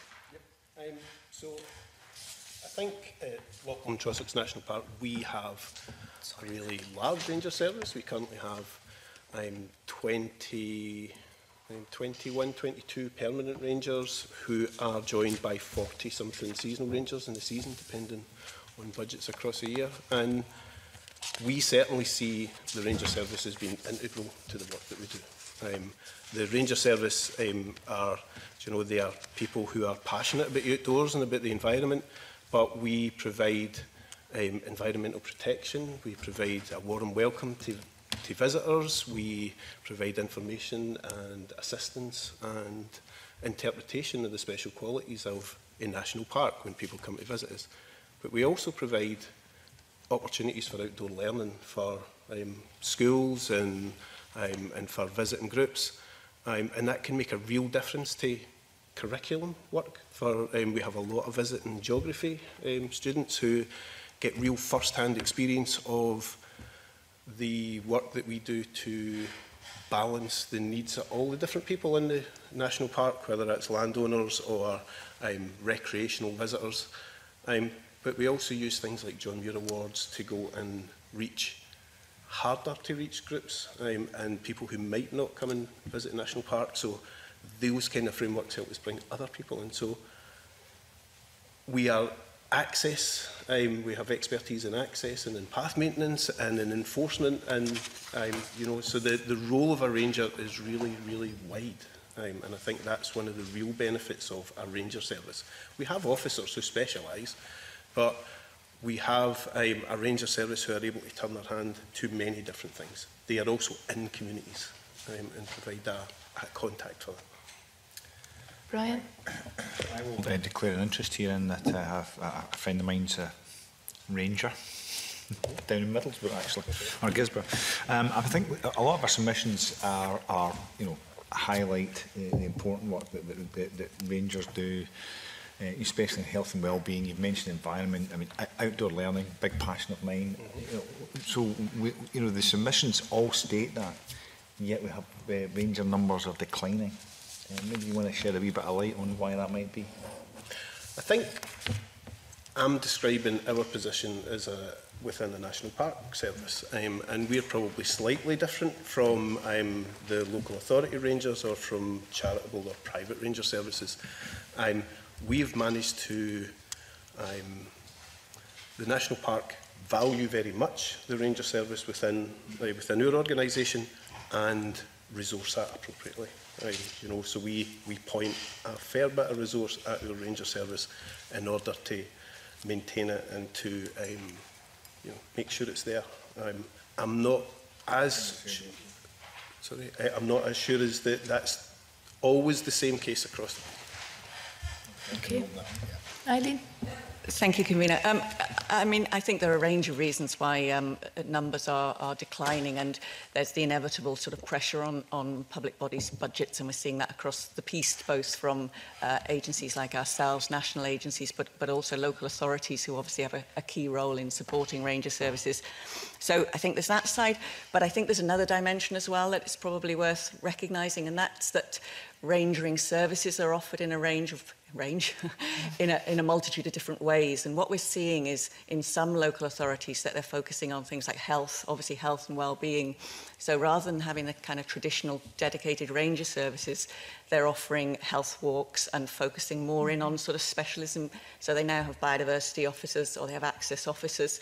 And some of them do, in many ways, certain things that rangers do, but it's slightly different. And so across the piece, we have a range of people offering similar types of things that rangers do, but there's definitely been an evolution and less of what we think of as core rangers, which, you know, we recognise as really valuable and certainly critical in places like national parks and country parks where you're welcoming people and you really want to offer that sort of more bespoke kind of rangering service. Okay. So it's quite a complex picture, I think. Okay. Yep, Brian. You've hit probably where the nail on the head of where we're likely to go with this in terms of the stresses, the strains in public funding. You know, I'm not going to put words in your mouth, but it looks like you're an easy target when it comes to public funding. So, and public bodies are having to come up with creative ways in which they can deliver service, and I wonder where you sit with that in terms of is there ways that you can deliver the service in a more creative way? Yeah, well, there are things that we can do, and we've been working with, we support a small number of ranger services, but we've been supporting those ranger services that we know would find it difficult to access other funding. So, and what we've been trying to do is make it quite clear the direction of travel of our funding. So we're giving people, you know, as much warning and an indication of where things will be over the course of, you know, the coming years. And what we've also been trying to do is make sure that kind of the pain is shared, if you like, so that ranger services, you know, can work together and look for alternative sources of funding. And I mean, that's not easy, and we absolutely recognise that. But, you know, we have been quite surprised at how creative ranger services have been. And there's a really interesting example at the moment with the Mull and Iona ranger services, where we had indicated that we currently support 2 posts and that was likely to go down to 1 post. And you know, we've had some follow-up discussions, and obviously they're finding that challenging, and they've got a whole range of funding offers and bids and discussions underway, but they know that won't come through until next year. So what we've been able to do is extend our funding for another year to help them with that transition and help them and encourage them and support their funding efforts. And one of the things that's really interesting is that they're looking at things like their other visitor activities that they're now getting donation streams of money from. They're starting to charge, which I think is becoming quite common and I think fairly well accepted by the public. And the other thing that they're doing as well is having discussions with deer management groups and asking deer management groups to have discussions with estates, and they're looking at bronze and silver and gold kind of levies or you know, associations. So there are actually different models that, you know, are appropriate in different ways, but I think, you know, the approach we've taken is to try and help and support that sort of transition. So, you know, I think that's kind of where we've been coming from. George? I'd like to highlight a funding anomaly that exists within the services. So agencies like Historic Environment Scotland, like Loch Lomond and Trossachs National Park, Forest and Land Scotland, they get their money direct from the government. That's where their funding comes from. But local authorities, with their block grant and their fiscal autonomy, they've got a very different landscape to work in. In our survey, we looked at ranger numbers in Scotland and job losses over the 10 years. And 50% of these job losses were in local authority areas. So local authority funding for rangers was previously ring-fenced, and the service delivery was monitored by SNH at that time. And all that has gone, and along with the ability of SNH to maintain a national overview, that's gone with it. There has been, from my point of view, a very disproportionate effect on local authorities and the communities that they serve. And I do think that's a case of unintended consequences, but it does have serious implications for very substantial urban populations. It has implications for social inclusion and, as we've mentioned, the health and well-being of some vulnerable communities as well. So I feel that the current funding model is not fit for purpose, and I would like an opportunity for that to be reviewed. Just on that, George, I mean, I know from having been a councillor myself that local authorities are sometimes not appreciative of government telling them that money has to be ring-fenced for a particular sector. Have you had any conversations with chief executives of local authorities to see how, is that something that they would welcome? We've gone down the road of speaking to COSLA because there's such a variety as been described, and chief executives are not always aware of some of the treasures that they have. Well, that was going to be my next question, actually. Do you feel that local authorities understand fully and appreciate the benefits that come from a ranger service? No. They do enjoy some of the good news stories that rangers can generate. They do enjoy that publicity. But they're having to make some very, very tough financial decisions.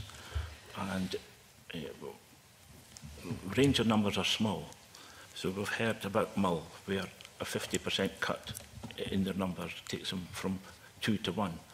That type of thing is reflected across Scotland, where small numbers, so it's a post, but that might be 20% of your team. It's a couple of posts, and so that might be half your team. And that, the workload doesn't change within that as well. Okay. Over the last few years, let's say decades, we've raised customer expectation.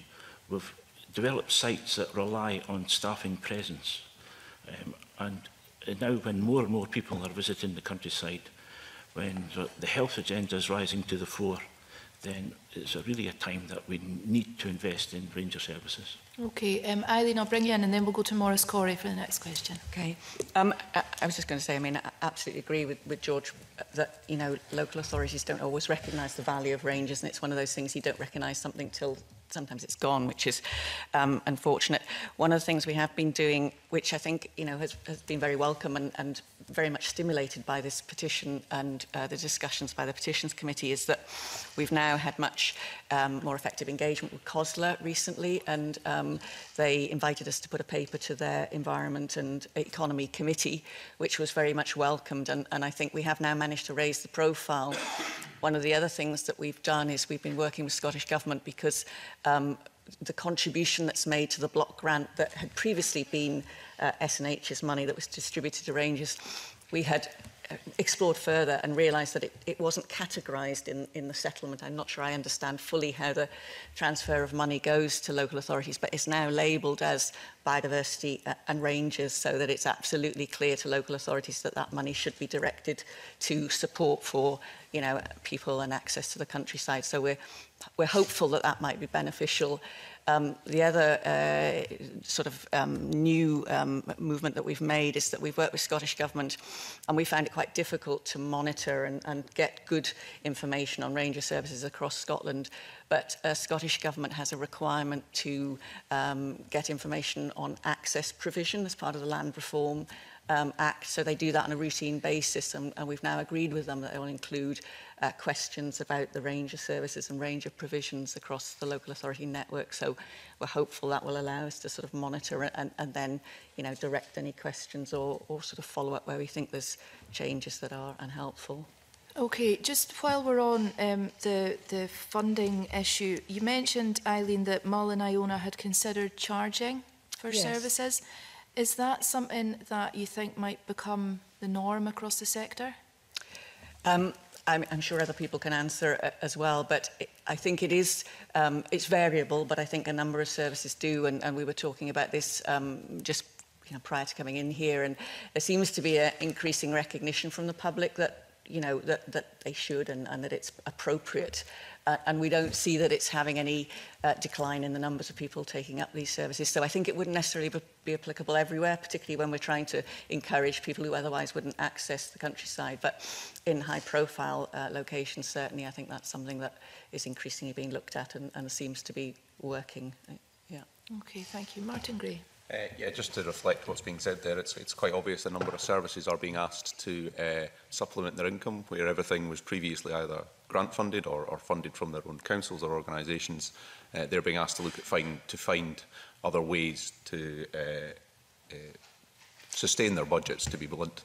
I'm aware, having worked in rangering for all of my life, that services immediately around us in Edinburgh, East Lothian, for example, and Edinburgh City itself, the Pentland Hills Ranger Service, which is just over the back there, have been looking to car parking charges. They've been looking to funding for their own events and charges for their own events.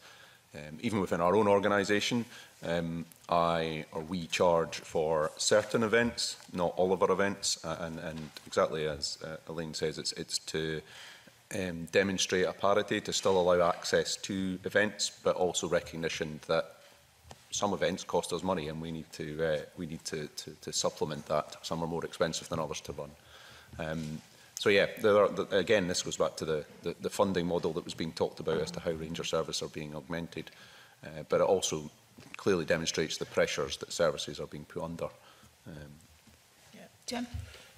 I suppose, and that's absolutely right, that there are there's examples of where services are charging, and that's working really well. I think, from Forest and Land Scotland or RSPB are charging for guided walks. The thing that we have to remember is that for many people, when it comes to inclusion, when it comes to people who can't afford to come out and enjoy these places, we have to provide something free at point of sale at some point. We have to provide opportunities, and it's a balance between those things. But there are people who are charging for events and for guided walks and for services like that, and people, the public are taking that on board. Okay. Martin, were you about to come in? Just one more thing. Yep. I just also wanted to say, I think it's also important to say it's about placing value, because I think people, I'll give you a very small example, but a number of our guided walks are put out to the public to book onto. We can have 20 people, I manage Holyrood Park here, we can have 20, 30 people phone up, say they want to come on a guided walk, and 5 of them turn up on the day. So actually it's placing a value in what we are delivering, just trying to put that levy on it to some degree. But at the same time, you don't want to be discouraging people who are less able to afford to do that or less able to get outside. So it's trying to strike a balance, really. Okay, I'd like to bring a petitioner in now. Bob? My concern is that we have a situation in Scotland where we have 32 country parks which were registered, and that's where the park system for Scotland was born, to then move on to regional parks and then special parks, which are now national parks.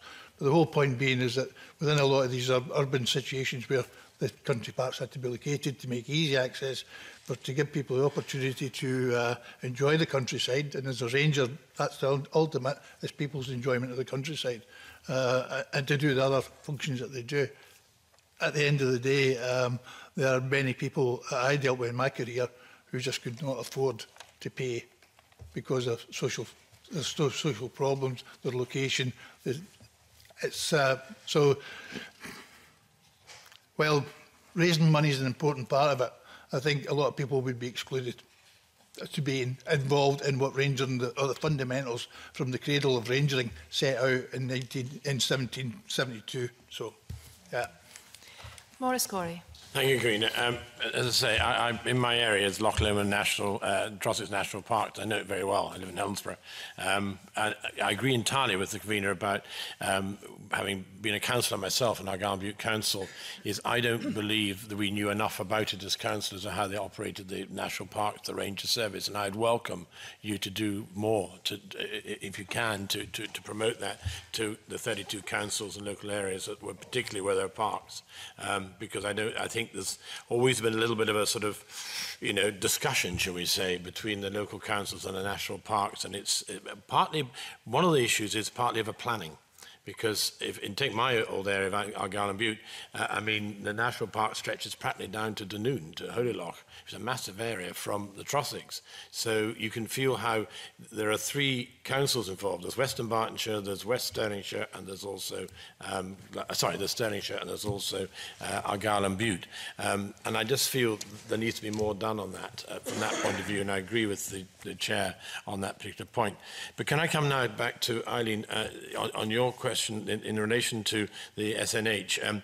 You've obviously produced a refreshed outline, of a refreshed national statement, Rangers in Scotland, and this has been circulated to the Ranger Development Partnership members for initial comments. How does this new statement differ from the current one? Thank you. It's a very good question, and I think what we've tried to do in this new statement, and it's in development, and so we're waiting for feedback, and we'll be exploring it further at the next meeting of the Ranger Development Partnership. But I think what we've tried to do is kind of recognise that slight different context, so that rangering services are provided in a range of different ways, and perhaps not in the same kind of, or not exclusively in the dedicated ranger services that perhaps we had in, many of us are rangers, myself as well. So we have to sort of recognise that the picture of provision and experience that people have of the outdoors and nature is changing, and people's sort of desires and needs are changing. So we've tried to sort of reflect that. But I think where we do think, we think that ranger services have an absolute core role and value, and that, we need to protect them and secure their future. But we also think that the future approach should be to make sure that the skill sharing and the development and the professional nature of these ranger skills is supported, and that really has to be at the core. So we get that same level of provision and the same skills and knowledge across, all of the different providers. So that's kind of very much what we see as a sort of probably the direction of travel, and that we support some of the branding and logos so that identity is recognised, and that helps raise the profile. And so it's it's not radical, I wouldn't have said, but it's kind of, I suppose, recognising the changing nature of the world we live in, but trying to make the most of that new model, if you like. I'm happy with that. As I say, I think it's about getting the message out. I'd say once you've got that, and it's good to see you've applied, Eileen, some of the lessons learned from before in your new statement. I'm particularly, if I give an example where I find the ranger service very valuable, is in my patch is Luss, the village of Luss. Now, we have an enormous problem over tourism, which is a great problem of tourism, but the numbers of people. 750,000 a year. We have no less than more than 9 million people go from Balloch up to the top of Loch Lomond on the 82, etc. And so there are some issues coming out on that. So I think one of the things we're trying to do is engage with the rangers. I'm looking at something particularly to do with special constables to help more community policing in the area, because we do unfortunately have the issue with we needing to put in bylaws and regulations. We have the fly camp, what do they call them? The camping, fly camping, wild camping, sorry, thank you. And also, going and getting that box of beer from Morrison's and Dumbarton or wherever it might be, or Asda, and then the guys going and drinking it underage. So it's really a bit of an issue. So rangers actually are very important and working with us on that. So I think it's great to hear what you're going to do in the new government. Okay, sorry, thanks, Maurice. David Torrance. Good morning, everybody. The petitioner, Bob, has constantly called for the Scottish Government to convene a limited life independent expert group to review the key issues and proposed ways forward for a sustainable delivery of a national ranger service. What's your views on this? It's been a dream of a lot of people going back to the conception of the Ranger Service in Scotland. My personal view on it, yes, it could be, it happens elsewhere in the world. They think there would be advantages, and it goes back to the point that local authorities are now got to hopefully to provide the Ranger Service by an agreement. My concern is who polices it. Therefore, because in other aspects of legislation, some local authorities do not fulfil their requirements, not necessarily in countryside, but in other areas, and that would be my concern. But from a National Ranger Service, I think it's a model worth looking at. I think it's, I would think would be welcome with a lot of Rangers. But how do you then put that national service into a place where a high proportion of Ranger employers are local authorities? So do you take them out of it, or? So yeah, I think there's a need for a real look at that within a review. Yep. George? Convener, can I draw your attention to the contents of the Glover report, which looks at designated landscapes in England? It was issued just last week. You may have seen in the press all children to have a night under the stars, or 1,000 Rangers workforce in England, that type of thing. These were elements of that report. But it's a very comprehensive report, and it makes some bold recommendations on the future of designated landscapes like national parks. But one proposal is of relevance in this meeting, and that's proposal 13. A ranger service in all our national landscapes, part of a national family. So Glover recommends a ranger service with both a national identity and a single unifying vision. Now, he asks for a workforce of 1,000 professional rangers to serve England's designated landscapes, and he cites a social return on investment of £7 for each pound spent. It will not be lost on you, Convener, that we in Scotland are in danger of losing the very thing that England aspires to. So Irene's explored other models of ranger delivery, but the key element and the key area that we would like to protect is the professionalism. We have a strong brand with the badge. We have a national network, although it's fragile at the moment, and we have a national identity which we're struggling to maintain. And that's what SCRA is pushing for, to try and maintain that. There's been this very significant investment of public money over 4 or 5 decades now. We've built a model that is looked at across the world as one that is worth copying. Glover has made a huge number of recommendations in terms of designated landscapes, but at the very heart of what he's asking is a professional ranger service. Okay, thank you for that. Brian Whittle. Thank you, Convener. It seems to me, I think that Scotland is in and of itself probably our greatest asset, and I think if we're going to ensure the potential of that asset is fully enjoyed and realised, it seems to me a professional ranger service is going to be integral and key to that delivery, and it's to all of our benefit.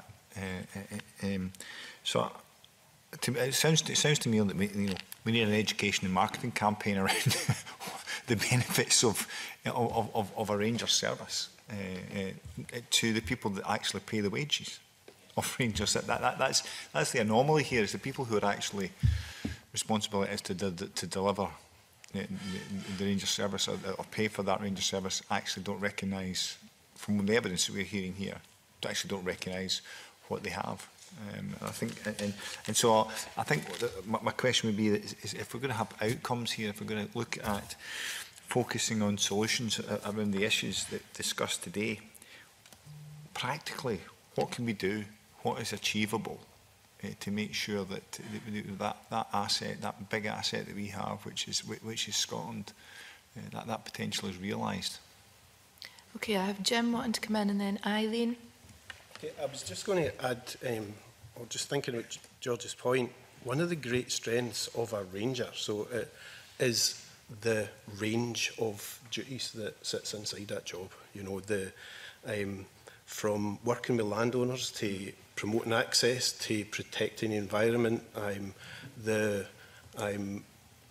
you know, through patrolling, or whether that's about education and interpretation. All these things are really important, but they also, that's not at a technical level as such, you know, like as in an expert level, but to be able to have lots of, to have a good knowledge of lots of different parts of that. And I think that's one of the great strengths. And if we go down specific roads of access officers or biodiversity officers, then that in itself is good, but can feed into a professional ranger service that has a broad remit, a broad portfolio, then that's where they're at their best. They see opportunities in communities and empower communities to take and work for themselves, and to deliver, you know, outcomes that Scottish Government are looking for. And I think that's one of the real keys, is that if local authorities or people who are in the position of employing rangers don't know what it is that they're doing, then it's easy to forget the important part they play. If there is an agreed or a set of outputs across the board that we're looking to deliver, it's a much stronger place for a ranger service in Scotland to say we're going and delivering under. Now, if you think the SNH's agreement in the past was about ensuring a welcome to the countryside, about mediation between public use and other rural land uses, these are common across all ranger services. If we report on that together and we present that, it makes a much stronger case for us. And I think that's one of the things that is missing. Back in. Yeah, it kind of occurred to me, some of the, just what you were saying there, Jim, about the range of services that rangers can supply. The number of petitions that we've had through here in my time here, which isn't that long, that pertain to the countryside, you know, around culling of mountain hares, whether it be raptors, whether it be the management of, you know, grouse moors, and the role they're in that a ranger plays between that interface between the public and landowners. I don't think we're selling it. To me, it seems to me that we're not selling the ranger service in the way that we should do, and it goes back to that old that I said earlier about education and marketing. I think we you know, collectively, I think that the ranger service has to step up. I don't know who does that, whose responsibility it would be to raise all these issues, because, you know, it seems to me that rangers have a big part to play in a lot of the work that we're actually doing in this committee.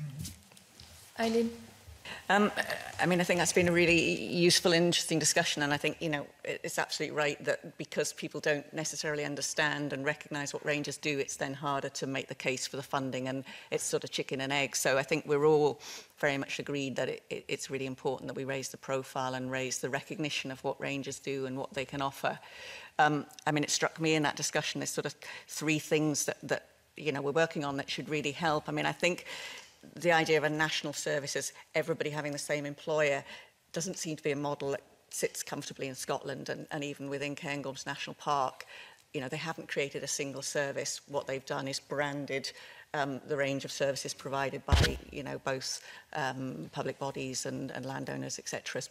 But what rangers do and should have in common is, you know, the single vision, the unified vision, the, you know, clarity of purpose, the professionalism absolutely sort of has to be at the heart, and you know, the identity, so that people are recognising and seeing that common identity and helping to reinforce the value and then make the case, you know, that we can do for further funding. And I think there are some sort of interesting kind of ideas around funding that I think are definitely worth exploring. And what I sort of, I suppose I see, or SNH sees, that if we you know, the refined, refreshed statement provides a platform then for all of us. I think it's a shared role to promote and highlight the value of rangers. And we've had some productive discussions with the Minister for Rural Affairs and Environment, and she's hopefully going to provide the forward to this statement and help us raise the profile, and you know, we'll be probably contacting other people to see if they'll support that, other MSPs and others. So I think we've got an opportunity now, and if we can get that up and running and set that in train, that, you know, as things evolve, particularly on the funding side, and one of the potential opportunities is around the tourist tax, we don't call it that, but the visitor levy that, you know, Highland Council's consulting on, and I know other local authorities are looking at. I mean, that absolutely seems, you know, an obvious role if you're seeking funds because of essentially, you know, what tourists are bringing. They're bringing, you know, very useful economic benefits, but they're also having an impact. So that would be a logical source of funding to support the rangers and the welcome that we want to see in the countryside. So okay, just some thoughts for Martin. Yeah, I just wanted to reiterate some of what Jim said, but also to add a little bit of example within our own organisation and touch on some of the things that Brian said. You know, within our organisation, we went through a period of losing ranger teams, and it took us a considerable amount of work, but with our line management and our now director and our now chief executive, all understand what we are trying to achieve with our ranger teams and are so very supportive, and as a result we've moved into bringing in more staff on a permanent and on a seasonal basis to support our sites both at Holyrood and up in Orkney, particularly around the visitor numbers. You know, the increasing in visitors in the countryside and tourists to sites has led us to go to rangers to put them on site because they're seen as a key way of us delivering to the public. The diversity of role is there, but we are now, as an organisation, supporting the idea of rangers when we're giving advice to other people. So things like Kilmartin Glen is looking at their funding models and what they're going to do with stuff, and we are suggesting to them that a ranger might be part of the way that they could deliver that to the community, but also engage with land managers. Callanish Standing Stones are again another organisation that are looking, the trust there are looking at how they might fund what they do on their site, and again we've inputted that potentially a community ranger or somebody of that ilk would be beneficial. So as you said before, it's really about getting the message to the higher decision makers as to, you know, these guys are great, this is what they do, they can deliver all these things for you, you need to fund it, basically. Okay. Supplementary from David Torrance.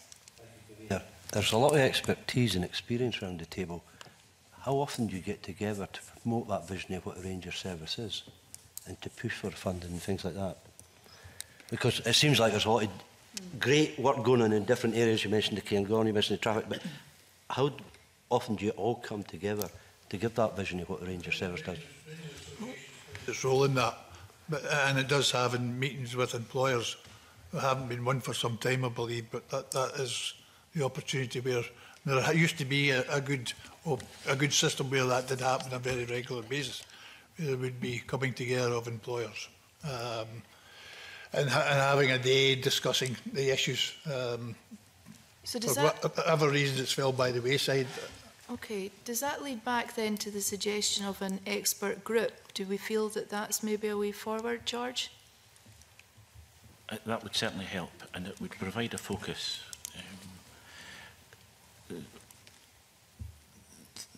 The variety of work that you've heard about today crosses many of the national priorities, including the health and well-being, including social inclusion. So an expert group needs to reflect that range of work. Just around this table, with all the way from Orkney right down to the deepest, darkest Balach. You know, we're working right across Scotland in a variety of settings. Convener, can I come back to Eileen's point about the role of SNH? All my working life, I worked in partnership with the Countryside Commission for Scotland and then SNH. I reported to them, I agreed work programmes with them, and we had funding. In latter years, that funding was a tiny percentage of my budget, but I still was able to report, let's say, 100% of my outcomes to SNH. What we've seen in recent years is that SNH are actively disengaging from ranger services. We see in this statement, in the submission to today, that there are a couple of years of funding maybe for some of the few services that are still involved. We find that the word ranger doesn't appear in the corporate plan for SNH now. And if we have a wee trawl on the website, then we don't find the word ranger there either. So it's been a very worrying trend. We need SNH. We need that partnership. They sit at the table with the government. They're able to help influence the priorities. They're able to represent us at that big table. And that's the partnership that I was used to. And they can provide that focus, but they have been moving away from that. The services that they fund just now are the community-based services, and they've been funding these for several years, but that sector is still only 2% of the total in Scotland. Now, does that reflect the influence of SNH on that sector, that it is 2%, or is it that they're putting their money into an area where there isn't the growth, where there isn't the need for investment? So it's a challenge that they have. I appreciate that they've had very rigorous budget constraints placed upon them, but I don't feel that they're in a position to offer value for money if they don't include the outcomes that Rangers can deliver within their approach. Okay, thank you. Maurice, did you have a supplementary? Yes, I did. Just talking, probably addressed to Bob Reid here, in relation to the new statement, and I referred to that earlier on when I was talking, obviously, to Eileen Stewart, is do you feel that the ambition of this new statement could be seriously affected by the cuts to Rangers posts, or have you got a sort of plan B that could deliver the ambition with reduced services, reduced personnel? From an association point of view, our members are suffering in the sense being is that they've lost the jobs. And in the beginning of this sort of loss, it was basically about early retirements and people being let away, which meant the jobs weren't filled. That was it. So that was the start of the move down. We have a situation now where we are finding Rangers in Scotland are having mental health issues because of the lack of because of the increased pressure, but also there's an issue there. There's a lot of them are now being moved back to being a single service, which is only one person. Right. So there's health and safety issues related to that. And I spoke to a young ranger on Sunday who goes in an urban area in Lanarkshire to go and do work in the nature reserves, etc. And she has got to take a volunteer with her so that she can feel safe and carry out her job. So, and sort of maybe just to make another point of it, when Rangers started up in the beginning, we were all taken for National Ranger training. Now that gave us the skills to work from the top of the mountain to the marine environment. Now whether that be village, rural, forestry, town, cities, and that's where they all are. Now there's situations where in Scotland where certain ranger services working in cities have been told as a cut that transportation was going to be taken off them. Now that didn't happen, but how does the ranger service in the city go on the bus to do their jobs? I mean, I think there's some issues which really need to be trawled into to actually understand what's really going on where the ranger is concerned, not necessarily find out what local authorities are thinking about how they perceive them. Because since we put in this petition, everyone who's submitted to it can't speak any more highly about ranger services. So somewhere down the road, it either continues down this road to oblivion because funding is getting given for other jobs, which basically are ranger jobs. So what's wrong with using the title? The Danish government adopted the Scottish process. But the Danish government, working with local authorities, gets substantial funding from the Danish government to do what they're there to do, provide a professional service. Is there any... I think it's budgetary at the end of the day, which is going to have to resolve this, if it's ever going to get resolved. Would one of the resolutions be with SNH? You talked about them, in fact, George, you talked more about the more cohesive working together with SNH. Could that help to fill the gap, if I'm yes, working relationship. We have a working relationship. I think it needs to go a bit more further down the line to be possibly a memorandum of understanding, maybe as well. So that the two organisations work in tandem to resolve some of the issues that we face. Okay, thanks. Eileen, I wonder if you could maybe outline some of the challenges that SNH are finding with delivering the Ranger service. Yes, absolutely. I mean, there's a number of things there. I was going to come back to the expert group, if that's all right, but maybe we can talk a little bit about our role and our relationship with Rangers first. I mean, our role is and continues to be, you know, very supportive, and you know, we recognise the role of SCRA and the other employers, and we actively work with all the individuals here, you know, outside the meeting. I think in terms of our external profile, it hasn't been as high as it has been in the past, and part of that's because there hasn't been something particularly to tell. So I think, you know, what we would very much hope is that when the new statement is finalised, you know, along with that there'll be a comms plan, there'll be a, you know, promotional. How do we then use that as the platform for engaging and promoting the value of a Ranger service? So we see those two things as being something that we would develop in tandem. I would say in terms of engagement with Rangers, the Ranger Development Partnership, you know, is an active group and is a very valuable group, and it you know, has the individuals around the table here. We also have COSLA, who haven't engaged as much in the past, but now they are signalling that they will be round the table and they will be active. So that is, you know, encouraging. We need to make sure that that happens in practice.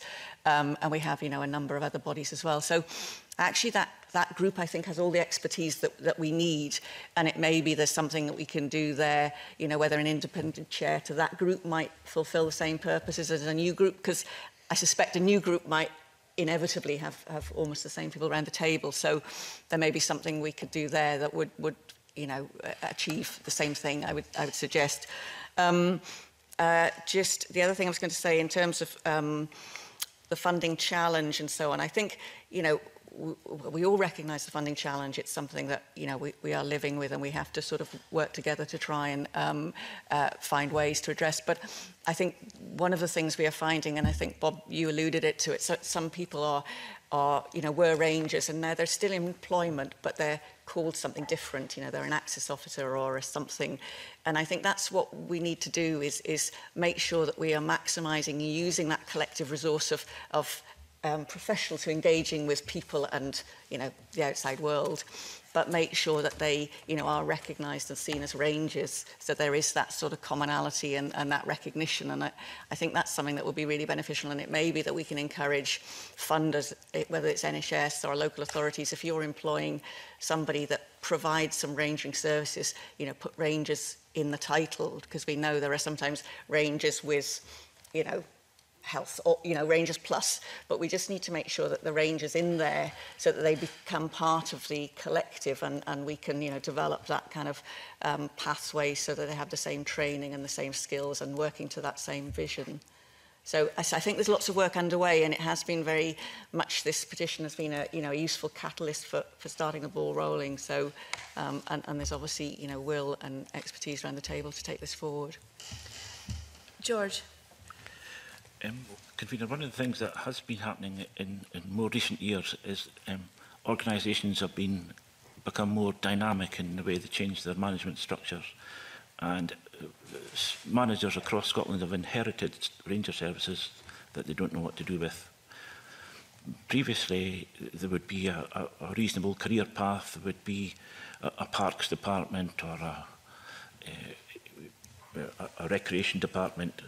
I worked for many years for the planning department, so they had that background. They had, let's say, manager representation of Rangers within the headquarters. Now, for example, my service in Dundee is managed by somebody with a waste management background. They don't have that background and understanding to take on board the big picture of the national network, of the value of the national identity. And that's led to, for example, for us as an association, it's really, really difficult to get people to come on board. Bob and I represent SCRA, but we're not representative. We're a pair of old duffers that should be retired, and it's a young profession, and it's an active career choice for young people.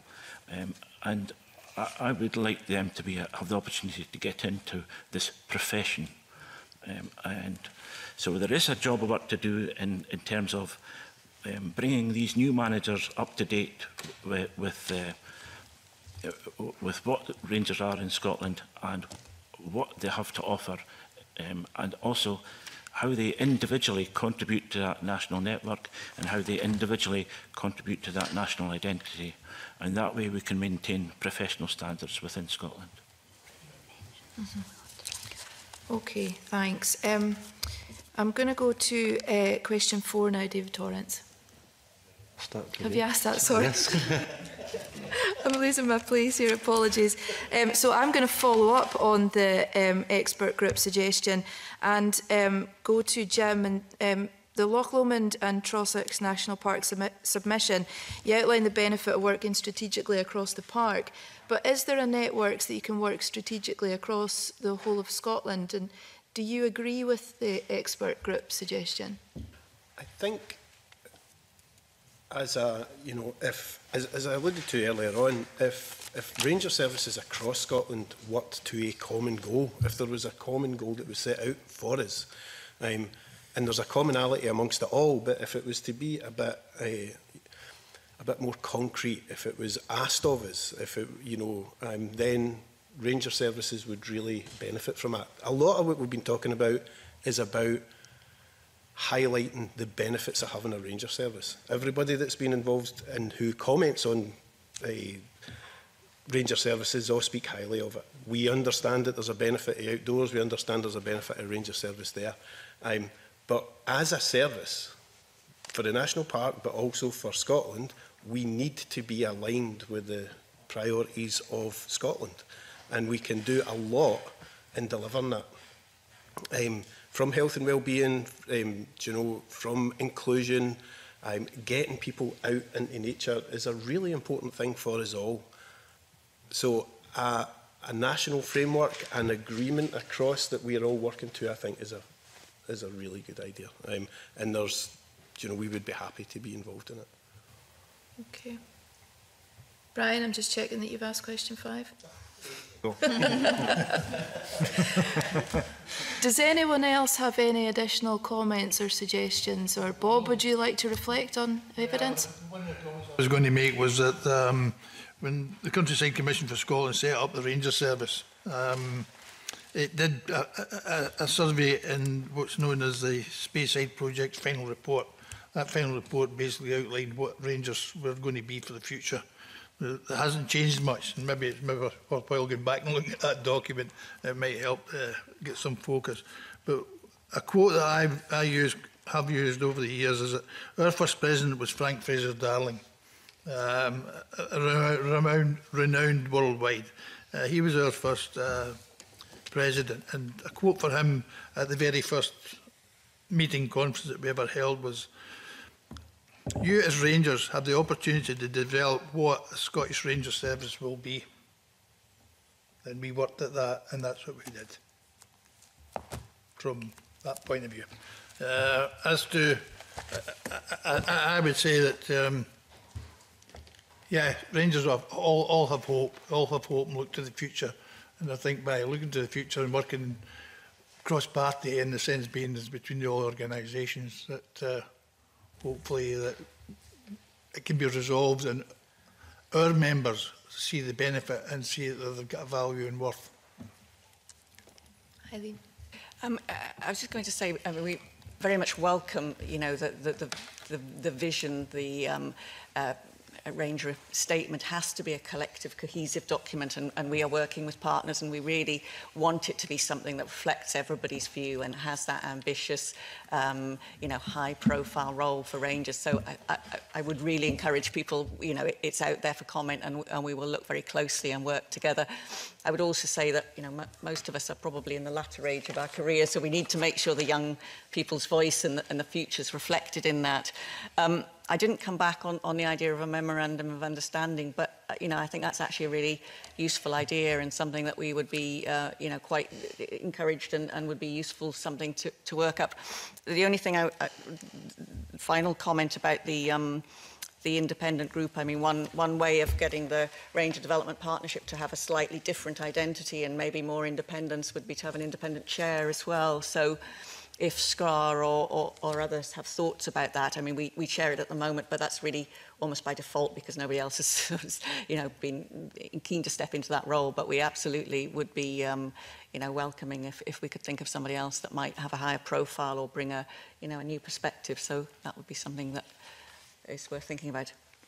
Okay, thanks. I think at the heart of this petition is about a strategic approach to the rangering and the ranger service. And the statement that's currently being worked up by SNH, I think it's a timescale of early 2020. Is there any way for any of the discussions that we're having through this petition to feed into that statement at all? Yes, absolutely. I mean, it's evolving, but we have been taking on board things that have emerged in this discussion and will continue to. I mean, we're very open and you know, want that to be a, something that we all kind of feel is reflects the views of the rangers across Scotland. George? Yeah. Convener, there's a meeting of the Ranger Development Partnership on the 11th of November, and I think this will be first and last on the agenda for that meeting. Take it forward from there. Okay, thank you. Brian? Again, just again reflecting on the mood of the Parliament at the moment. If you think yesterday, you know, we passed the Environment and Climate Change Bill, for goodness sake, and if the Rangers can't be part of that whole ethos and strategy going forward, then there's something completely wrong here.